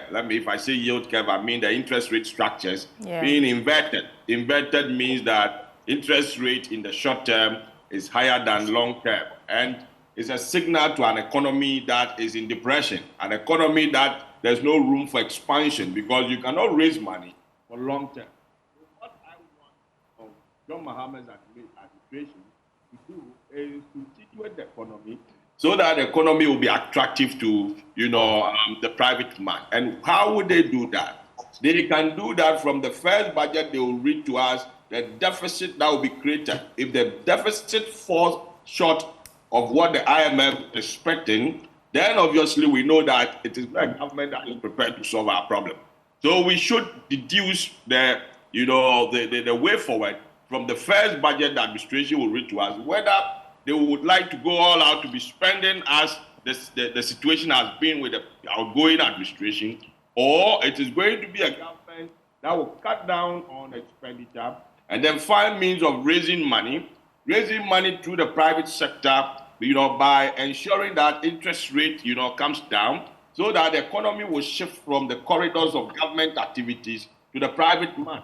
As Kofi was predicting, you could see that lending rate was hovering around, 30% and above. And clearly it tells you that the private man is not participating in the economic growth that we are witnessing. And so I want the administration to give us a signal, very, very important, which can be taken from the budget that will be read to us for the first time. Okay. Once that comes out, we will be prepared to, get to know whether, it is a government that is prepared to, reduce interest rate in the economy so that individuals and businesses can tap into the little financing that is flowing into the economy.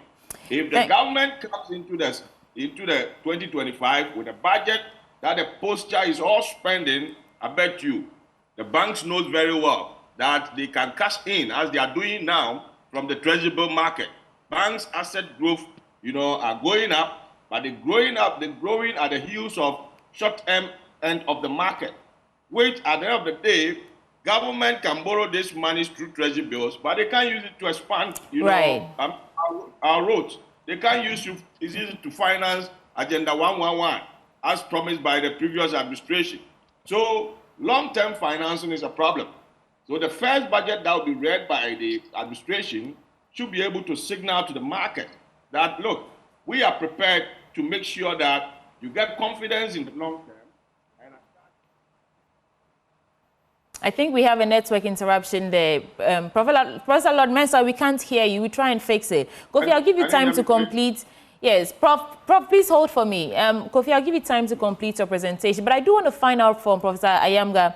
Prof. Ayamga, if you were to make an educated guess, what do you think is the explanation for the discrepancies we are seeing between what the rhetoric of the government is, that they're handing over a strong economy, although we have seen from the presentation that Kofi is just making, and what we are actually feeling? What do you think is accounting for those discrepancies? Yes, as I did indicate, it is an issue of a cyclical or a periodic change. If you look at our economic history, third quarters are usually high growth quarters, and that is because of the nature of the Ghanaian economy. Third quarter is a time that everybody is preparing for the seasons. It's also a period where people who are very cautious, not sure about where the year is going and other things, usually do not start. So if you look at what is projecting on any normal day, third quarter is supposed to be a strong economy. And I also indicated that we spent a lot during the elections. If you look at the growth, the biggest performing sector is communication and information. So advertisement and all those things. Agriculture is limping at 4.2%. Yes, somebody may say it's a good thing, but the sector that employs more people is not growing, and that is a key challenge here. Okay. If you look at what the Minister of Finance is touting, even trying to point to the fact that the oversubscription of the Treasury bill is an indicator of the strength of the economy. And without pointing out what my colleague Prof. Lord Mensah rightly indicated, the interest rates. People are running to the Treasury bills because the economic system is tough. You cannot borrow at 30% and expect to make a profit.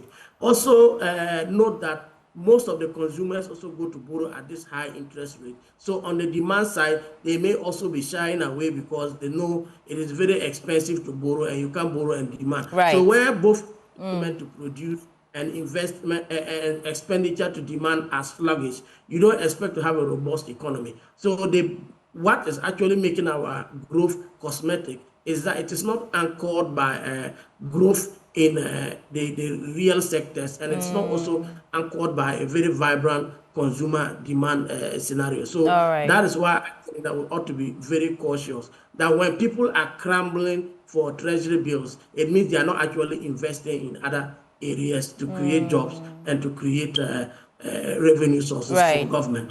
Okay, I will take the IMF seriously that this is a fragile economy. Right. Let's go to Kofi for some more context. But I want to just note the point you made about youth unemployment. I mean, it's a huge human capital development issue. So we'll come there in a bit. Kofi, give us some more context. That we should look at the burden ahead, for instance. I mean, because you have a new government coming in, and let's look at the burden ahead. For instance, if you start from the, if you are talking about a strong economy, it should reflect in your import cover, right? If you look at your gross international reserve, how many months of imports can it afford? If you look at the current import cover, just 2.3 months, and that's woefully inadequate. It's way, way below the requirement of, let's say, 3 months and more. We are definitely below 2.3 months. And what makes us scary is that we've suspended most of our external debt obligations. And so we should see an import cover that's more than 3%, maybe, 3 months or 4 months or 5 months. But for us to be hovering around 2.3 months, that tells you that the IMF's, description of a fragile economy is really, really true. Now, look at one aspect of the economy has to do with, the import bill, because that puts a lot of pressure on the economy. It makes the cedi depreciate. And we've been seeing this, if you look at the average, this year, for instance, we're hoping to end the year around, let's say, $12.8 billion of imports. I mean, that is really, really huge. A huge burden on the health of the cedi. And if you compare that to the international reserve, you can see a big difference between the import bill of the country and its, international or gross international reserve. I mean, if every year you're spending $12.8 billion to import things into the country, and you have just a reserve of $7 billion, you should ask yourself if this is really a strong economy or not. One aspect that both Prof. Ayamga and Prof. Lord Mensah have been talking about has to do with debt servicing obligation. Even after the whole debt restructuring, domestic and external, we are still ending the year with a debt to GDP ratio of somewhere around 75.7%. This is woefully, woefully below the target of, let's say, 60 or 58 that we really wanted to bring our debt, a sustainability obligation to. Now, looking at the last one that has to do with, our burden ahead in terms of interest payment alone, both profs were talking about expenditure and then also revenue, mobilization. If in 2025 you are looking at, this is indicative, it's actually put together by the finance ministry, looking at an interest payment of 66 billion Ghana cedis. That tells you that going into 2025, coming into this year, we have a very, very huge burden in terms of interest payment in this year. And then you also have an administration or a government that has promised a number of tax cuts.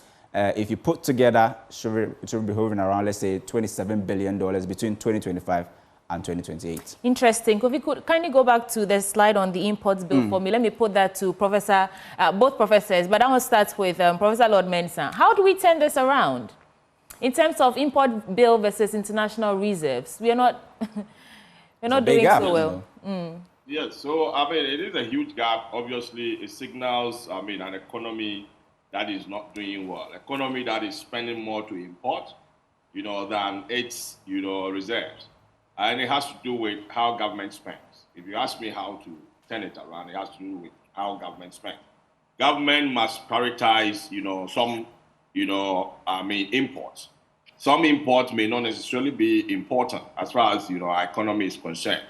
We should be able to get to a point where at least, some items or some foodstuffs that can be grown in our economy will be grown here. If you take, for instance, rice, there was a map going around social media giving us, our import bill, what we import from, outside when it comes to rice, when it comes to tomatoes, when it comes to, iron rods and all those. There are some of these things that easily, per policy orientation, we can easily grow in our environment. So I'm expecting that going into the next administration, ministers will not just be giving portfolios, they should be giving targets. And targets, if I say target, what I mean is that if we are importing a rice to the tune of $2.5 billion, into our economy, it is expected of an agri minister by the end of, the 4 years, right, we should be able to, produce 80% of that, import in this country. And by so doing, we should be able to reorient, the graph that you see there. I mean, we're going to cut down our import bill and then build up our reserves, because the more you reduce your import, the more your reserves also, goes up. So effectively, what I would say is that it has to do with how government prioritize its spending. We shouldn't go into, 2025 or getting into the next 4 years where government will just be throwing out money without, looking at commercializing, the expenditure. Let me put it that way. I mean, if you commercialize expenditure, then obviously you are looking at certain returns from this, commercialization. If you go to the World Bank, they have a way of commercializing government expenditure. Now, if you look at, government spending or government budget in a form of, a mechanical structure, you will appreciate that whatever government spends is an input to the economy. By so doing, you are expecting certain output, right? Be it social output, be it economic output. So if government spends in certain areas that are likely to generate revenue in the next 1 to 2 years, obviously we're going to see improvement in revenue. If government spends in areas that will create more jobs, right? Obviously, tax from income is going to go up for the government. So from where I sit, it has to do with how government prioritize its spending. Right, thank you. Let me go to Professor Ayamga. Prof, so, I mean, previous administrations have discussed import substitution strategies, but maybe we can say with limited success. What would be a realistic and achievable plan? Just like Professor Lord Mensah was saying about, it's about how we actually expend resources. What would be a very realistic policy framework that will help us turn this around? Yes, I think the problem with the agriculture sector has always been an issue of a market. And when the president-elect proposed changing the Ministry of Agriculture to Ministry of Agriculture and Agribusiness, couldn't be more perfect and couldn't be more fit for the purpose in our country here. So we need to look at the business aspect of agriculture. You can stimulate production, but what actually stimulate investment from the production side, from the farmer side, is they are looking at the prices. If people cultivate rice and there are imports that come to dampen the prices and they're going to make losses, you can be sure that you can do all the necessary inputs and other things, subsidies and the rest. The production is not going to respond. So what we want to see is a market-led agricultural growth policy where you are creating market for domestic production. I've never seen anybody, and I've said it time without number here, I've never seen anybody encouraging somebody to go into cocoa production. That is because the marketing system there is robust, well-structured, supported even by the syndicated fund. So anybody going into cocoa production is sure that he's not going to end up with a glass. Somebody's going to buy it. If we can create similar structures for our staples, for our maize, for our rice alone would give us significant savings going forward. This gap that we have projected over the years, government has filled it with borrowing. So you just go to borrow to pay salaries and the rest. So that has been the huge challenge. And I also mentioned that apart from just growing, we have to ensure that households are spending significantly less amount of food, because that it is the excess income that is going to stimulate demand for other products and then stimulate growth. When you have households spending 70, 80%, and in some cases 100% on food, you can't expect the economy to be growing. So definitely food production should be at the crux of the next government's program. And it should be supported by a robust input and market system that will allow people to know this is where to get inputs and this is the place I'm going to sell it. I will just add one more point that we need to also look at our taxation system. We have relied on the cheap sources of taxes. And I think that we have overtaxed everything that we can tax. One area we have not done very well is property taxing. And I think that people have lands they have not paid taxes on. People have houses they have not paid taxes on. If you come and maybe give me a property tax, I can transfer transfer that one into any produce. I can't go and increase school fees because I'm paying property tax. And that will also go on to affect those who are actually having property, those who from middle class going upwards. Yes, in some cases, the transmission may allow them to transmit those taxes into the consumers, but largely it will diversify the tax base. I propose that we should create a property tax bureau that will focus on developing a more robust taxing system for the nation across board. The district assemblies are very woeful at doing this. I have lived in my place for 12 years. I haven't seen anybody come to ask me even for property rate, let alone tax. So you can imagine if we are able to create a system, it will give room for government to employ thousands of people because it's going to be a grand operation. And I'm sure it will generate revenue that may make us self-sufficient in terms of our finances. Right. And Prof, we can't discuss this, Ghana's economy without talking about the impact of global shocks. I mean, the government keep telling us about Russia and Ukraine war and the impact of COVID-19 and all that. Going forward, I mean, going into this year, we cannot predict what might happen. But how can we insulate the economy from such global shocks in the future? I mean, you talked about agriculture and the rest. But in terms of where Ghana sits on the global stage, how do we insulate our economy so that, God forbid, if something like that happens again, at least we come out okay? It's a matter of, growing our essential demand in our country, All those countries that were able to recover quickly from these global shocks were countries that I can say were almost near food sufficient. I mean, were countries that they prioritize their spending and get to know that if we're able to create an environment where we grow our own food, right, we have enough, buffer to receive whatever shocks that will come externally.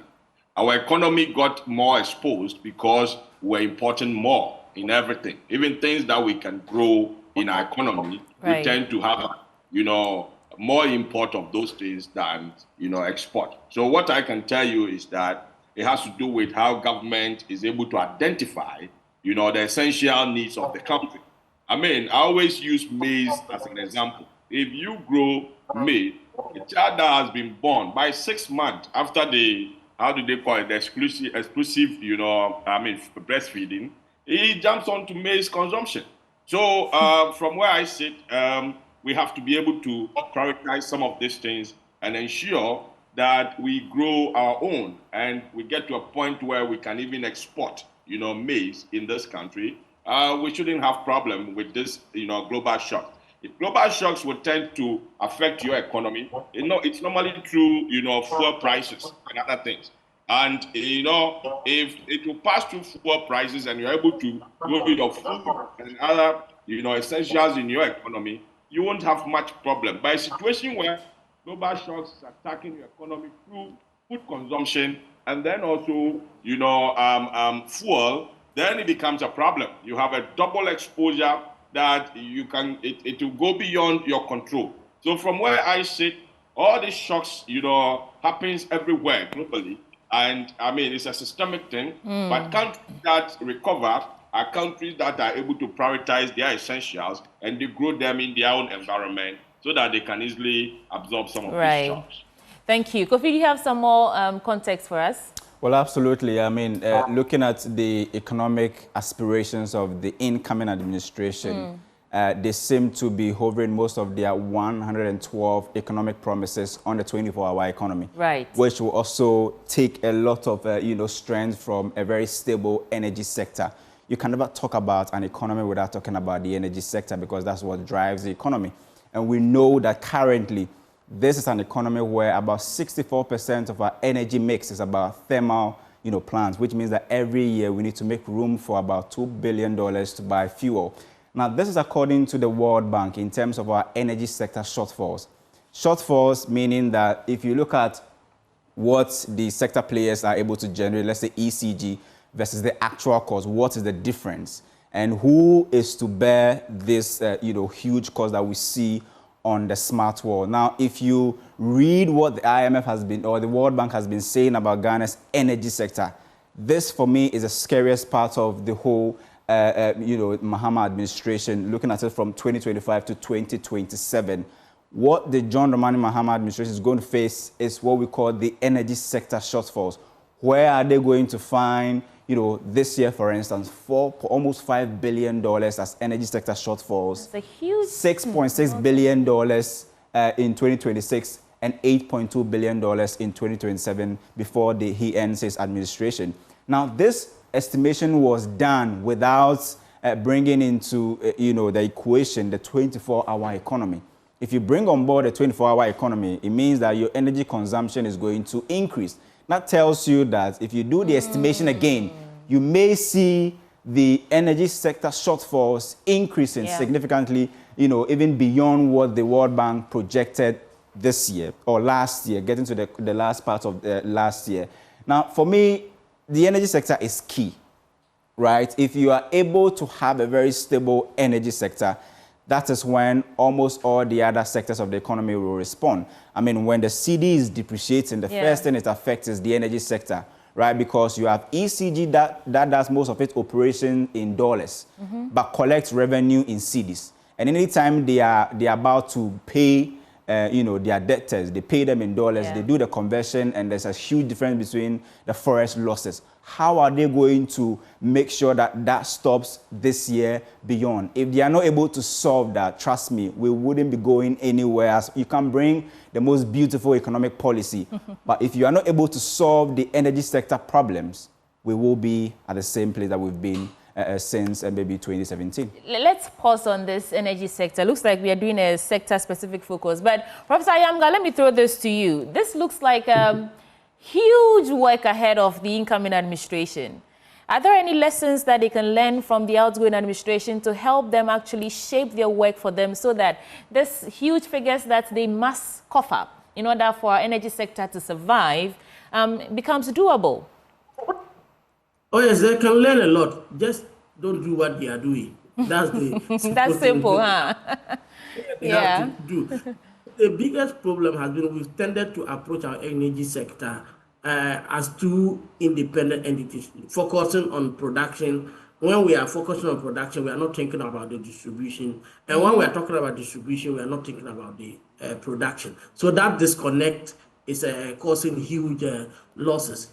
If this government had done the simple thing, that the Mahama administration going out 2016 had increased our generating capacity to the point that if we were able to efficiently create the networks and the supply systems, would have become a very important energy hub in the sub-region. No, that wasn't done. They quickly wanted the issues of a contract, so they brought the Japan 2.0, which ended up being somebody trying to mislead the president and so on. So that disconnect, if this government is coming in, I would say they shouldn't do what the MPP did by just discounting what they did in the energy sector, because they didn't want to admit that actually the load shedding issue had been solved by the previous government, the Mahama government, and that they are now going to develop Ghana to become an energy exporter. They just wanted to stay. They solved the energy crisis, so they more or less focused on cancelling contracts and re-awarding contracts to regenerate again. And that has led us to this quagmire. The other thing is our willingness to approach the consumption side, because many people don't actually pay electricity in this country. The few that are hooked on are allowed to shoulder the huge electricity cost, while some people enjoy electricity for free. I also think that maybe sometimes it's a little bit harsh, but I think that we need to adopt a zoning strategy to electricity pricing. Because if you are sleeping in a plush residential area with all the facilities to go by it, your unit cost of electricity should not be like someone living after my village where he's only looking for a light bulb. So when we do that, at least we can discriminate in the pricing. It is not fair, but it is economics here. We need to balance our books. From the way things look now, I don't see us coming out of the situation without a very serious national dialogue on energy sector. I think that we can't just box it into the economy like we've been doing. The energy sector, we need to have open, frank discussion about it and see the way out, bring the producers and the consumers together, and let's iron the way forward.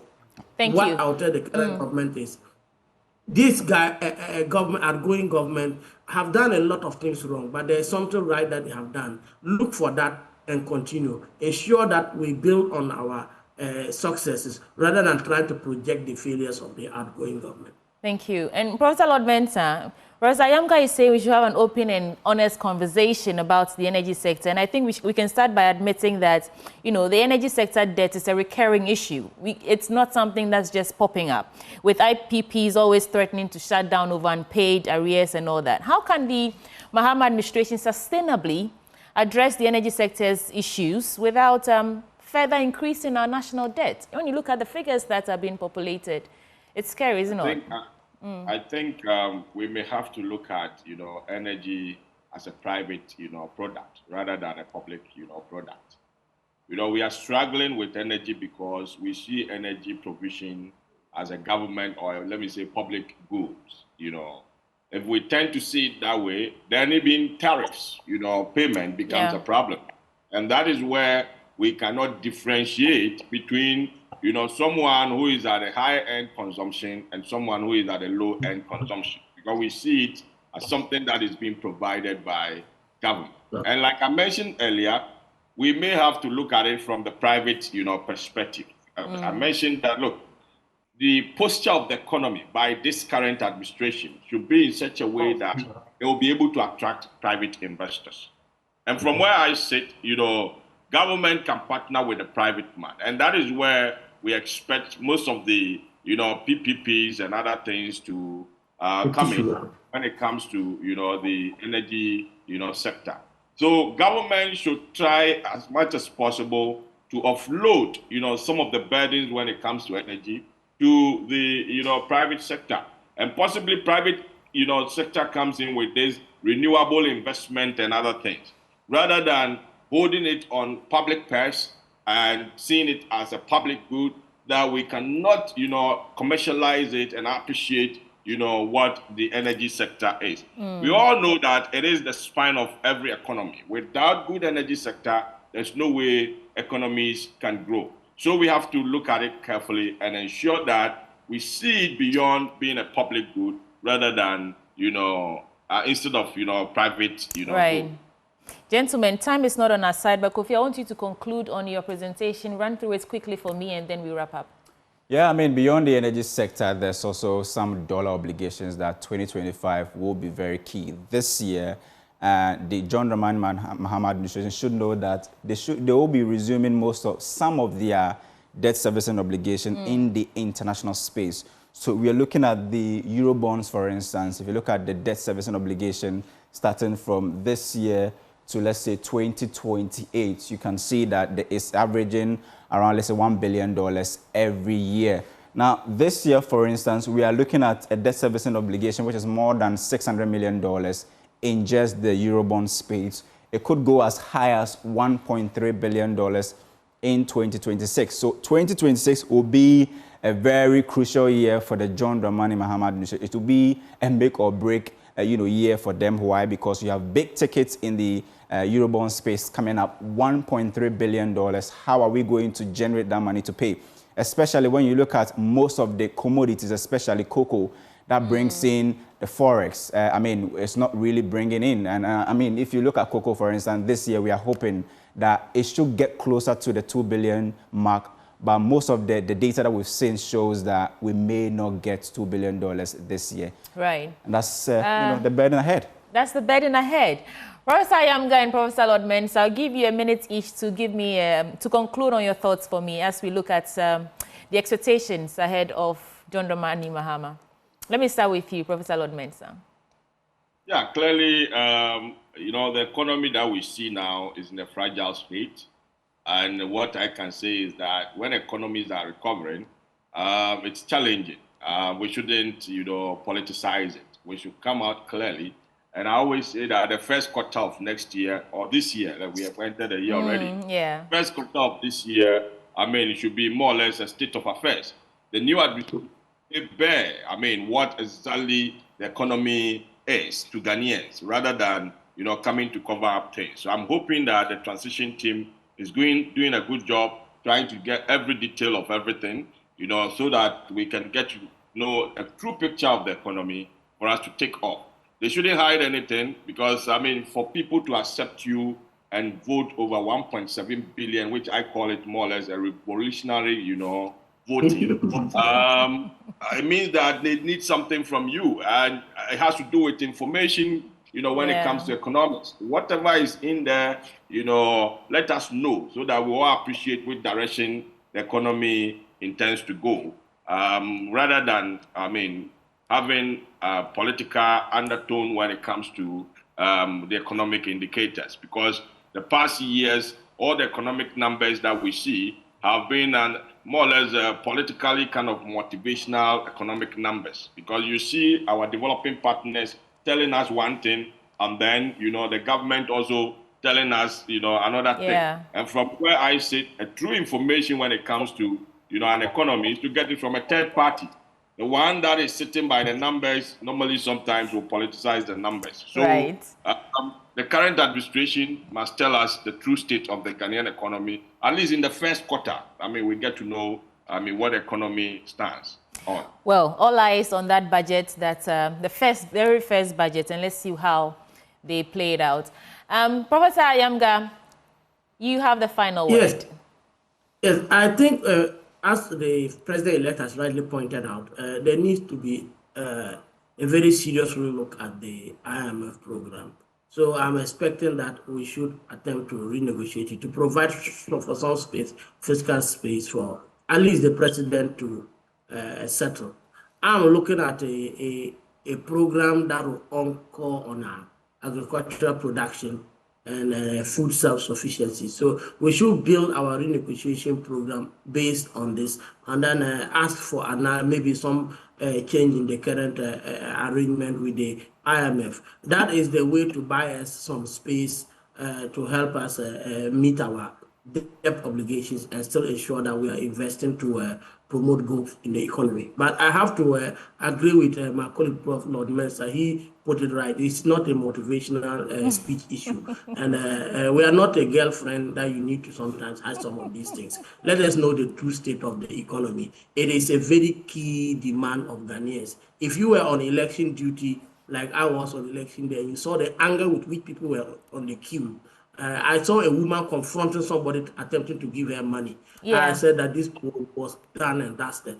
So Ghanaians want to be told the truth.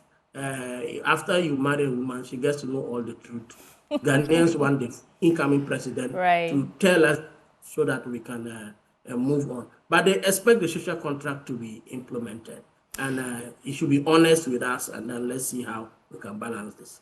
Thank you so much. And that there is Professor Michael Ayamga, applied economist at UDS. We also had Professor Lord Mensah, finance expert with University of Ghana Business School, who joined us via Zoom to look at 2025 economic outlook. And in the studio with me, of course, data analyst and researcher Isaac Ofieje. Thank you so much. Looks like the job ahead is not an easy one. Not at all.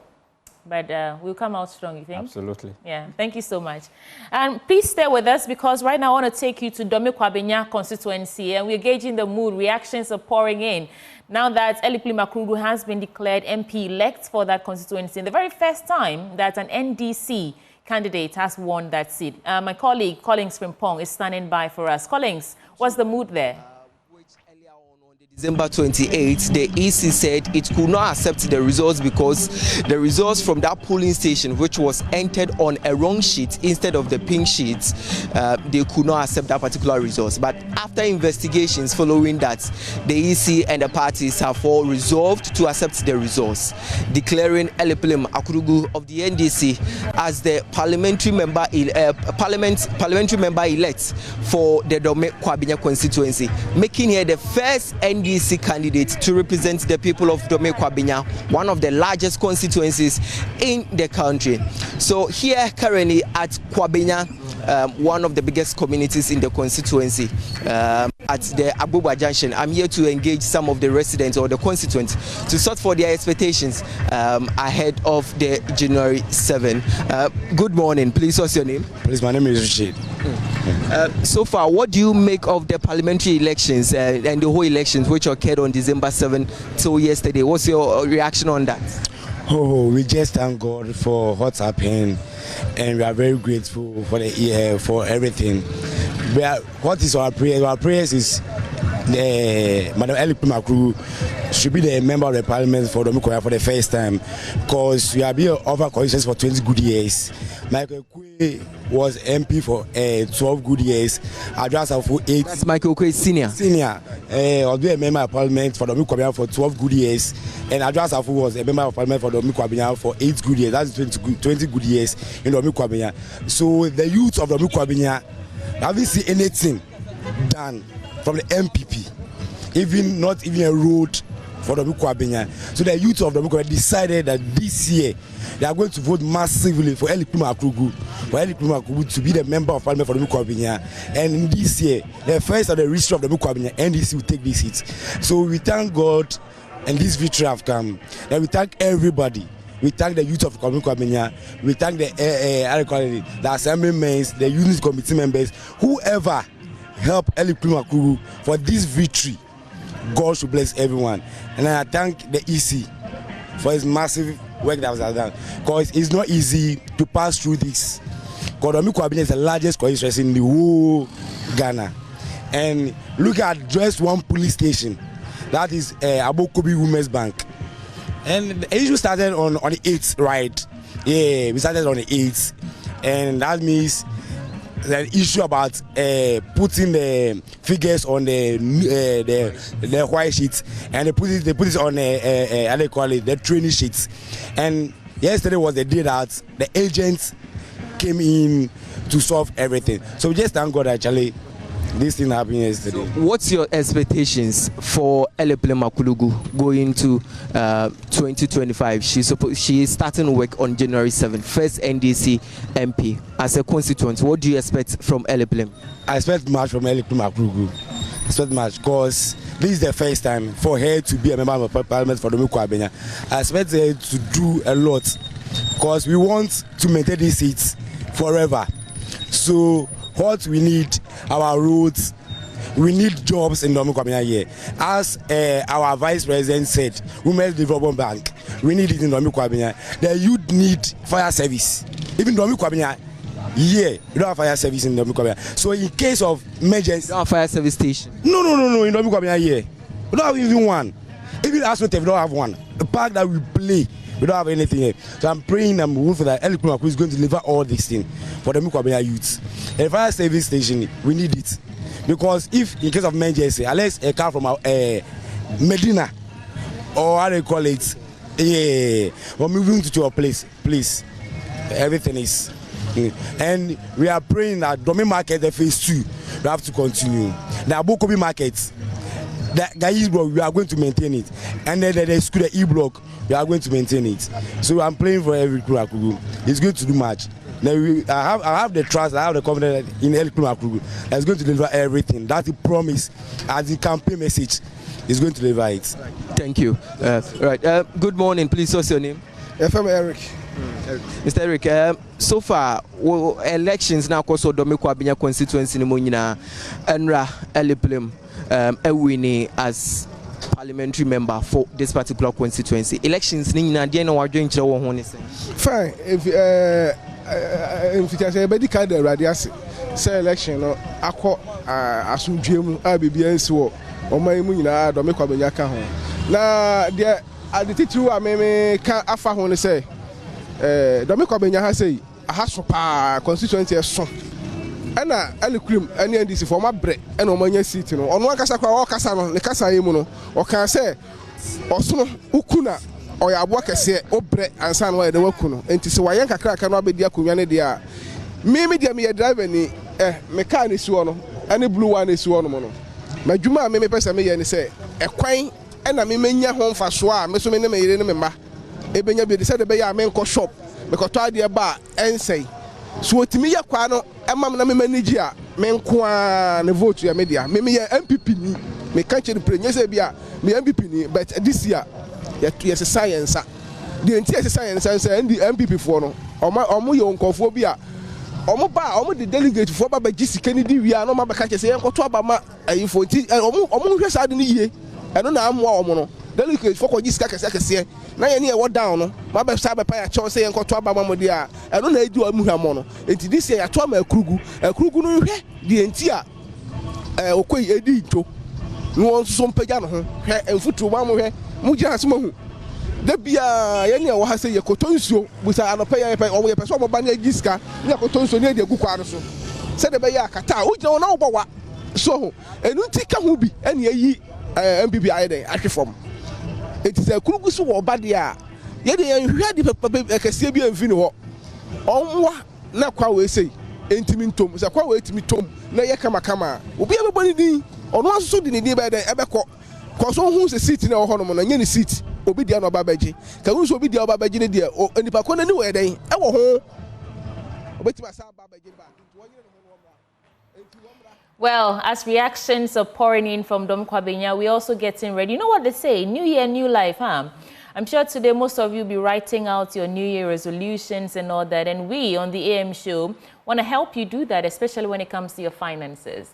Now let's talk about finance tips for the year. Joining me in studio is Sophia Tay. She's investments banker and also a finance expert, and she joins me in the studio for a quick conversation in terms of how you can prepare for the year financially. Thank you so much for joining us, Sophia. Thank you. Good morning. So, good morning. New year, new life, right? Yeah. And today is the new year. Yeah. So, as we plan for the year, I know that it's important that we also plan for our finances. What would be the very first 3 things to look out for or to do in terms of planning for the year? Okay, so that's a very good one. A lot of people started several years ago planning for their finances by investing and all that, and they actually invested, but as a result of happenings in the financial market, the financial sector cleaned up around 2018, the DDEP that ended, and then the Eurobond restructuring has actually caused a lot of people some form of mistrust. So if you are talking about financial planning, they are a bit skeptical about it, that I've invested and now I can't have access to my money, or the value of my money has depreciated. In fact, let's expand that bracket, not just those who are, did the DDP. There are people who lost their money to Gold Coast something, Men's Gold, so many of these. Yes.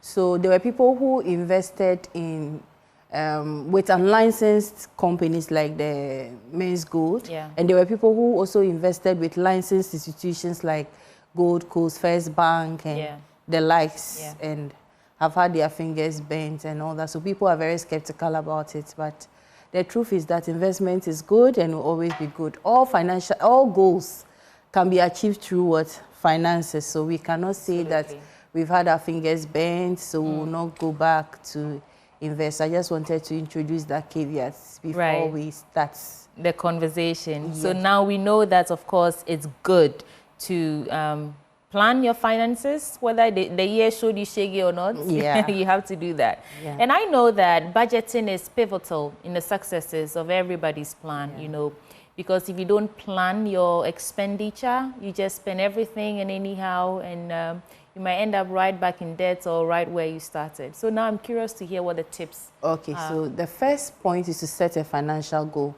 People have a lot of goals that are not smart. So to say that I want to be rich is so vague. How rich is your rich? So you should be able to say that, okay, I want to be rich by a magnitude of 1 million Ghana cedis by close of 2026, or I want to be rich by 100,000, 50,000, 20,000, 10,000. We all have different muscles when it comes to finances. So you set a goal that is smart and achievable by you. Someone has more and wants to add more. So if you don't set specific goal to say that, okay, I want to add on this amount, I want my net worth to be up to this by this time frame, you just have a vague desire. It's like wishes. You just have a wish that cannot be achieved. So you should have a smart goal. I want to be rich by this amount within this period of time. And this is how I am going to do it. So once you start, I'm going to do this, then you can now move. Once you have a correct financial goal set by saying that, okay, so far I want to add maybe 500,000 or 600,000 to my net worth by end of 2020. 2025. And I'm going to do this by maybe doing a standing order or increasing my side hustles. You list everything, then you pull down. So that's by the first stage, that's the setting. Then the next stage is the budgeting. So budgeting is very simple. It's not technical. It's for you to list all your income sources. For most people, their income source is just one. Maybe their salaries. Some people, their income source is just their business.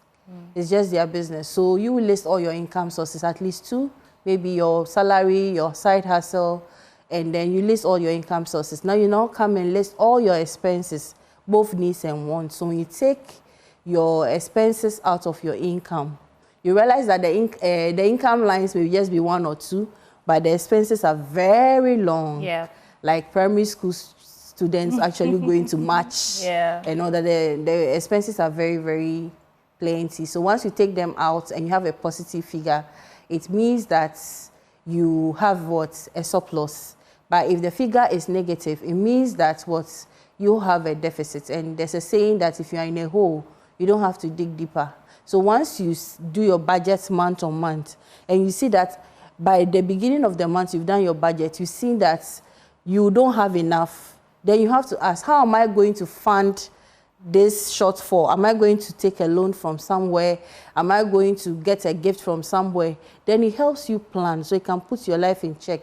Then if you check, how can I close this gap, and you are not getting it, then maybe you decide, okay, let me take out some of the expenses that are non-essentials. You take them out, and then you can have a good, maybe a zero balance, at least you are not owing. And then you can take care of yourself as well. I saw the presentation. I think my producers will bring it back. Okay. So you're teaching us basically how to, and what I hear from everything we've said so far is that it's always important to start by setting a goal. Yes. And not just set a goal in abstract, but set a time frame to it, and then decide how you want to achieve those goals. Although I know from personal experience that the how doesn't always matter, because you may think that this is how I want to go, but life will just give you another way out. I know that from experience, but maybe you can walk us through the remaining tips based on the presentation you prepared for us. All right, okay. So the next stage after budgeting is for you to have an emergency fund. An emergency fund is a very important fund that everyone should have, because we don't have control over what happens to us. So the rule of thumb is for you to have between 3 to 6 months of your living expenses, to be sure that if there's an emergency and you can't go to work for the next 6 months, you are okay, you can take care of yourself. We were all here when COVID happened, and in 2020, there were people who work in private schools. All of a sudden, their salaries were cut and they have to be home. So for those who did not have emergency fund, how did they survive? I know in Africa, we have people depending on friends, family, and all that, but it's not dignifying. It's always good to plan. Because if Did you say it's not dignifying? Yes, if you always have it's to quite ask. normal in our culture, isn't it? That an elder sister will help the younger one, that an uncle will support the niece. Yes, but if you are always going cap in hand, it's always always plan to have some, so you can also give out something to someone. It's always good to give. Okay. So start by setting a goal, then you budget, and then you have an emergency. You have an emergency fund. So the next stage is for you to decide that, okay, you set your financial goals. I want to be rich. I'll be saving this for the next and all that. You're not going to ask yourself, how much will I be investing? So you have to invest. You have to save. Savings is different from investment. Savings, you put the money down. The interest rate on savings accounts are very, very marginal. If you compare it to inflation, the gap is wide. The real return is low. But if you invest, it also comes with a lot of benefits, as returns may be close to inflation or slightly higher than inflation. So you have to decide the kind of investment you want to have, and then basically that's as well. And then one of the things that actually baffles me is that we all receive a lot of salaries. You realize that the first week your salary drops, you buy things without checking. And after 2 weeks, then sense begins to drop. You now start checking your balance against your choices and all that. So a lot of people are unable to track their finances. So if you're at that stage where you don't know where your money has gone, then it means there's a problem. So when you check what I put in the slide, it says, have you ever tracked your income for a whole year? When you take your salary account bank statements, you realize that a lot of inflows have come in. You begin to ask yourself, did all this money come to me? Yeah. That's if you check. So when you are going to the embassy, there are people who organically have their own monies that they take to the embassy and all that. So some people, the embassy might even ask them if they are millionaires, and they are surprised because when you check the inflows that have come consistently into their account, organic, very, very huge. But at the end of the day, it sublimes, it moves into the air. People don't know what their money has been used for. We're going to be seeing a lot of that this January because unfortunately for those who are salaried workers, the money came in December. Yeah. And, you know, Christmas, so and all that. And now we're in December, January 1st of this year. Yeah. And you're wondering, how much do I have as against the things they need to do and all that? If you are in that situation and you've already expended the chunk of your money, how do you move from there? Okay, so for me, I've always said that special events like Christmas, Easter, Mother's Day, Father's Day, and other anniversaries and birthdays are not it's not like it happened as an accident. There are dates that we know. We know that there are certain days that are conk, even for our Muslim brothers and sisters, Ramadan and all the festivals. We know exactly the days that they'll be coming. We know from previous experience how much we'll be spending on this. So I think that as part of people's financial planning, they have to start put certain money aside towards this specific date, your birthday, if you want to celebrate it in grand style, the Christmas and all the things that you actually spend on, so that once it gets to December, you don't use all your December salary and then get stranded in January. And if you're already stranded in January, you're already in the mess. I'm sure you may have to fall on some emergency support from family, friends. And even now, we have a lot of Momo loans available. Yes. That's once you actually pay back, I'm sure you can access it to take care of emergencies and then just pay within the specified period. We want to make this conversation interactive, and so we're opening the phone lines at this point. You can call us and let us know if you have any questions for Sophia to help you, especially now that we're beginning the year. The phone lines will be on your screen shortly. Call us and ask the questions. We have the experts here to help you get ready, prepare yourself for the 2025 financial year. So, Rebecca, I mean, does our economic climate encourage saving? Because when you're putting the money down, the value of that money looks like it's depreciating. You know, what you could have done with 10,000 Ghana cedis 2 years ago would not even do half of the things you need to do with the same amount of money this time round. Yes. In that case, what would be your advice for people who have come to the conclusion that really there's no point in saving anymore? Right. Okay, so the good news is that in every economy, inflation is a problem globally. And Ghana is no exception, even though ours may be rising at a much faster rate than it should because of exchange rate, pass-through effects and all that. But once we know what our situation is, it's always good to save. Even if inflation eats portions up, you still have something to fall on. So I have categorized 3 sets of people and how they should make their financial decisions. The first set of people are people who are in dire need. There are people who are in dire need. Those who are in dire need are always, when they do their budgets, their money is not always up to. They always have to get support from somewhere and all that. It means you are in dire need. What that means is that you have to do a serious personal audit. Sometimes people tell you that in cutting your expenses, you should focus on the wants because that one you can do away with. But the truth is that our needs even take more than the wants because the food budget, you will not really expect how much people spend on food until you begin to put pen and paper to it. For instance, you left home very early, you are here. You've not prepared your breakfast. So if averagely your breakfast is even 20 cedis times the 22 working days or 31 days you'll be coming to work, how much is that? How about the bottles of water you take? Multiply the quantity you take in a day and then the value times the number of days. Not counting the regular kilewele snacks. The snacks and then your lunch. So even if your lunch is averaging around 40 cedis times 22 working days, how much is that? Then you now come and think about even the home, the budget in the home for those with families and all that. So when you check, you realize that the food budget takes a lot. We spend so much, and when you get to offices, people buy brands. I'm buying from this brand. I don't want to mention some brands. I'm buying from here. It's like we attach prestige to what we eat, even though it's not within our means. Like you want to fit in kind of. So people spend so much on food, and at home too. Yeah, we are very economical at home when it comes to food, but wastage keeps wasting a lot of the food. We cook rice more than we can eat. The rest gets burnt. We pour water into it and throw away, and then we choke our sinks with particles of rice, yam. Even people pound fufu and still throw some away. We know how expensive plantain is and all those things. So if you are in a very dire financial situation, it means you have to take very drastic actions.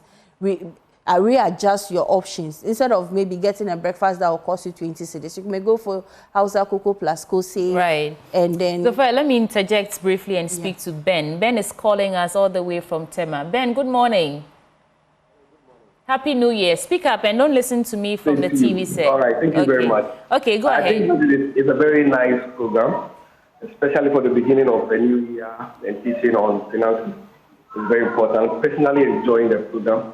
And I want to say kudos for bringing up such a very interesting program. But my question is that in the situation that you are paid an amount of 500 Ghana cedis monthly, and the other expenses that so maybe you have to pay utility bills, and at the end of the day you realize that almost half of that amount is gone, and you have no other source of, or maybe you even have other source of income, realize that the money you are also getting from those places are not enough to help you keep up for the home and other things. What do you do? Good question. All right. If your expenditure is way above your income, what do you do? Okay, so there's this slide I have common money mistakes. You can move it there, but let me answer. Eko, can we get to that Let slide? me answer him. So if you have one source of income, it's a very big problem. A lot of people have some extra space on their hands.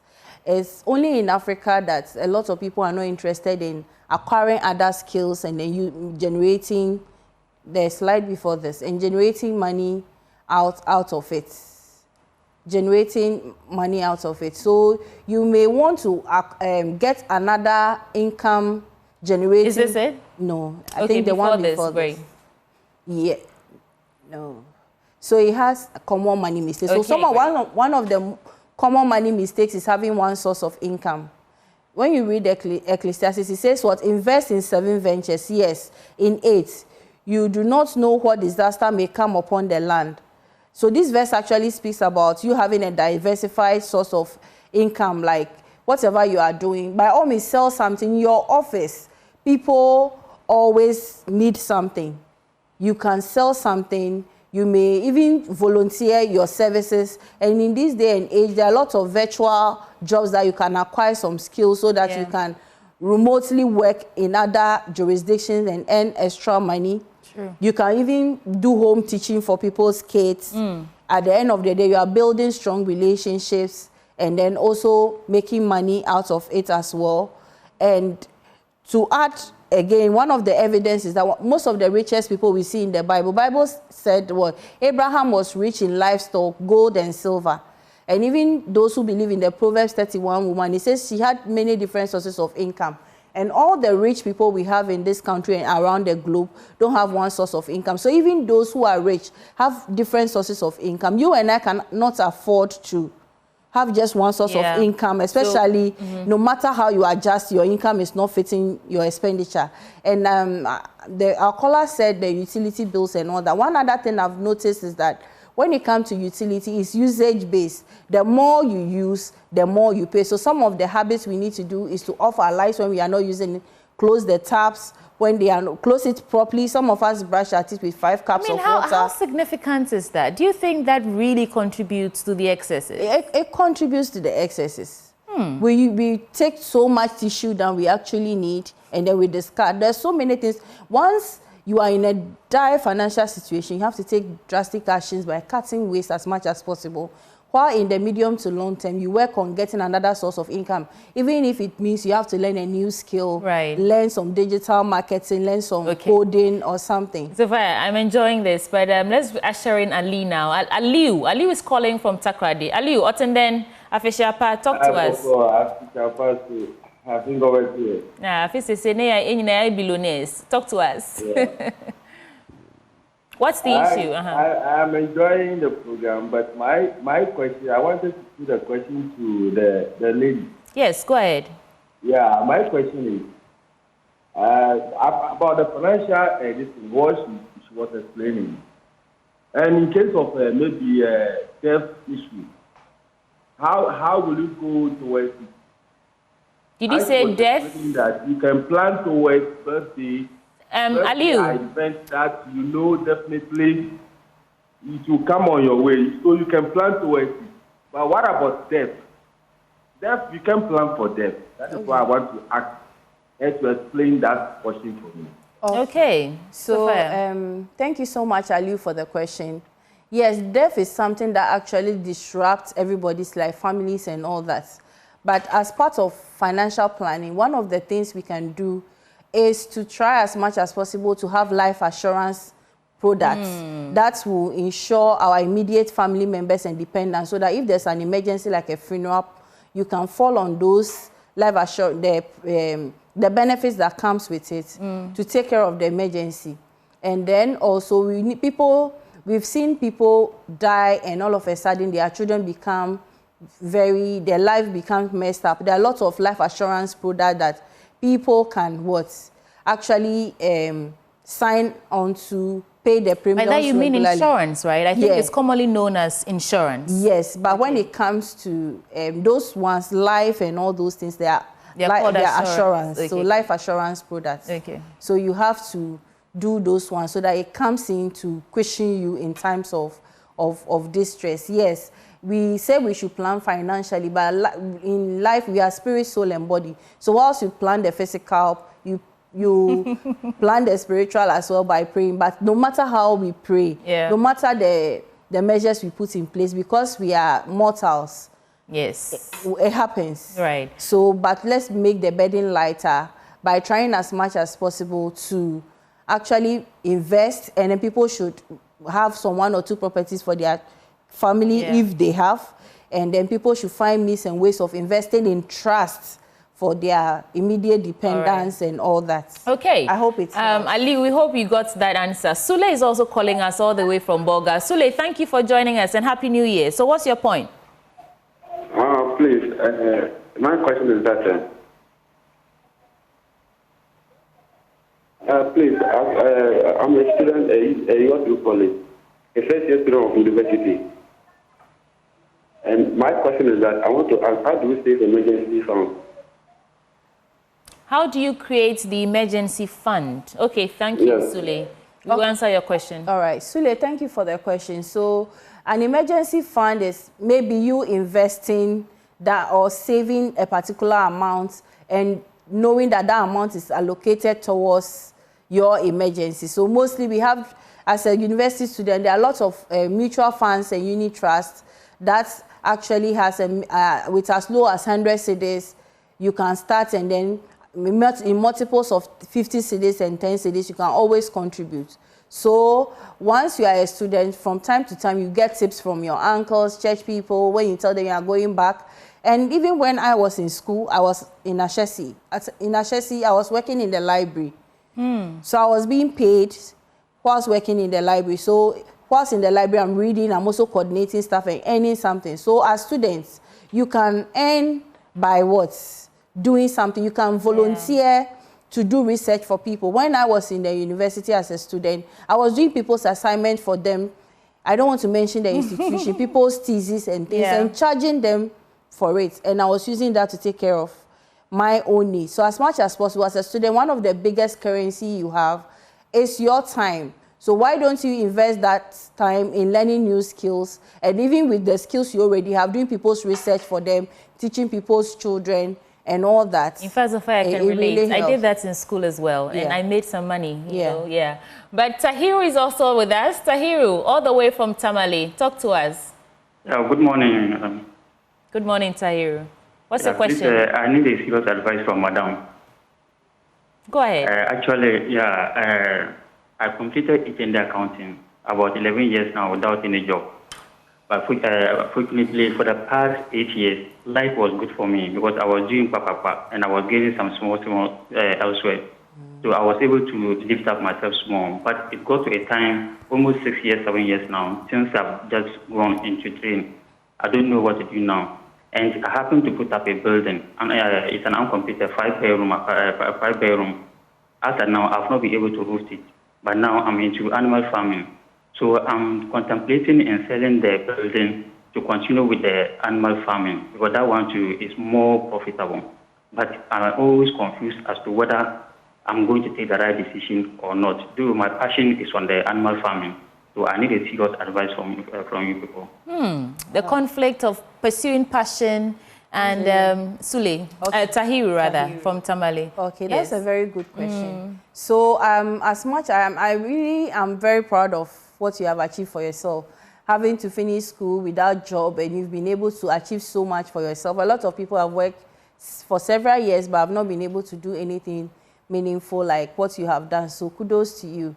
I would advise that the cost of building materials have shot up astronomically.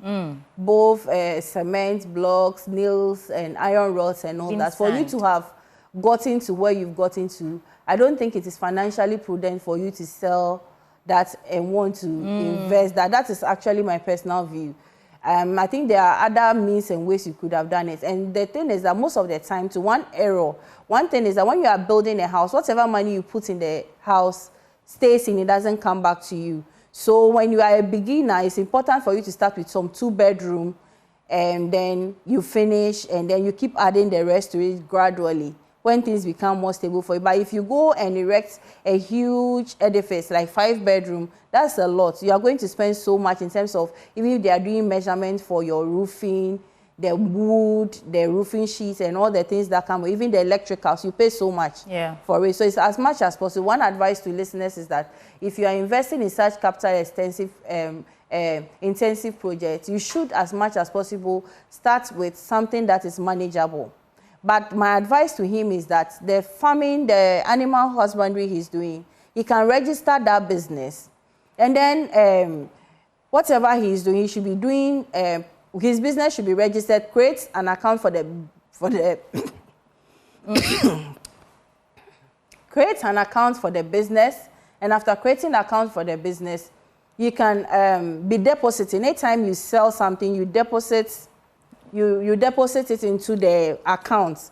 With that, I mean, it's a way of putting in a proper system or structure to upscale and expand. That way, you have something to look forward to. Yes. So once you create an account and you are always contributing to it, you have a relationship with the bank. The banks have an SME unit that can actually come in to guide you on how you can upscale your business, how you can sell, and then they can grant you soft loans to expand instead of going to sell something that you have invested so much time into it. And I also advise people who have their own small businesses that they are running, that at least have a business plan so that you can walk to people who have the resources and sell this to them that, okay, this is my company, this is what I am doing with my own equity, my own money. This is where we are looking at going. These are the resources I have. This is what I will need. And if you come in, this is my exit plan for you. And be willing to be transparent. Because if someone is going to put money into your business, it's not all businesses that need to be funded with loans. A lot of businesses someone can, if you value your business and your business is 1 million, somebody can buy 40%, invest 40% into it by taking a 40% stake, and you still hold majority. But you bring in people, they bring in their ideas, their expertise, then they also bring in people who will be interested in the business to also do business with you as well. So let's not try to do it all by ourselves. Let's explore partnerships. Let's try and put structure to our businesses by registering them, being tax compliant. We can even win some contracts and all those things. Sophia, is there a way we can get in touch with you, or if you have an organization of a sort, because this is so important for our audience? Unfortunately, time has run out, and so we have to wrap up. So give you the remaining 1 minute if you want us to get in touch, just talk to us. So for you to get in touch with me, my name is Sophia Kafute. On all social media channels, you can find me. And the email address is skte@gmail.com. Okay. You can always reach out. I do retirement planning training for organizations, a lot of blue chip organizations and individuals as well. And I want to, before concluding, and there's a category of people I did not address. There are certain persons who are financially stable, they are not financially distressed. What can they do? What they are supposed to do is to make sure that they have insurance to protect their dependents. They actually check their health, because a lot of people who are financially stable are sedentary workers and they don't have a lot of time to take care of their health. They should do a lot of health screening, because one health emergency can erode all the gains they have made. They have to try as much as possible to diversify their investments, so that if something happens to one source, their lives will not be brought to an abrupt end. As well. Thank you so much, Sophia Tei, investments banker, finance planning expert, and helping us with these tips, very important tips for 2025. And that's our show, folks, for the very first day of 2025. I'm Sweetie Abochi. Thank you so much for staying with us. We're back tomorrow on your screens. It's the AM show, but do stay for Joy News Desk, I believe anchored by Kenneth Jesse. I'll see you again tomorrow.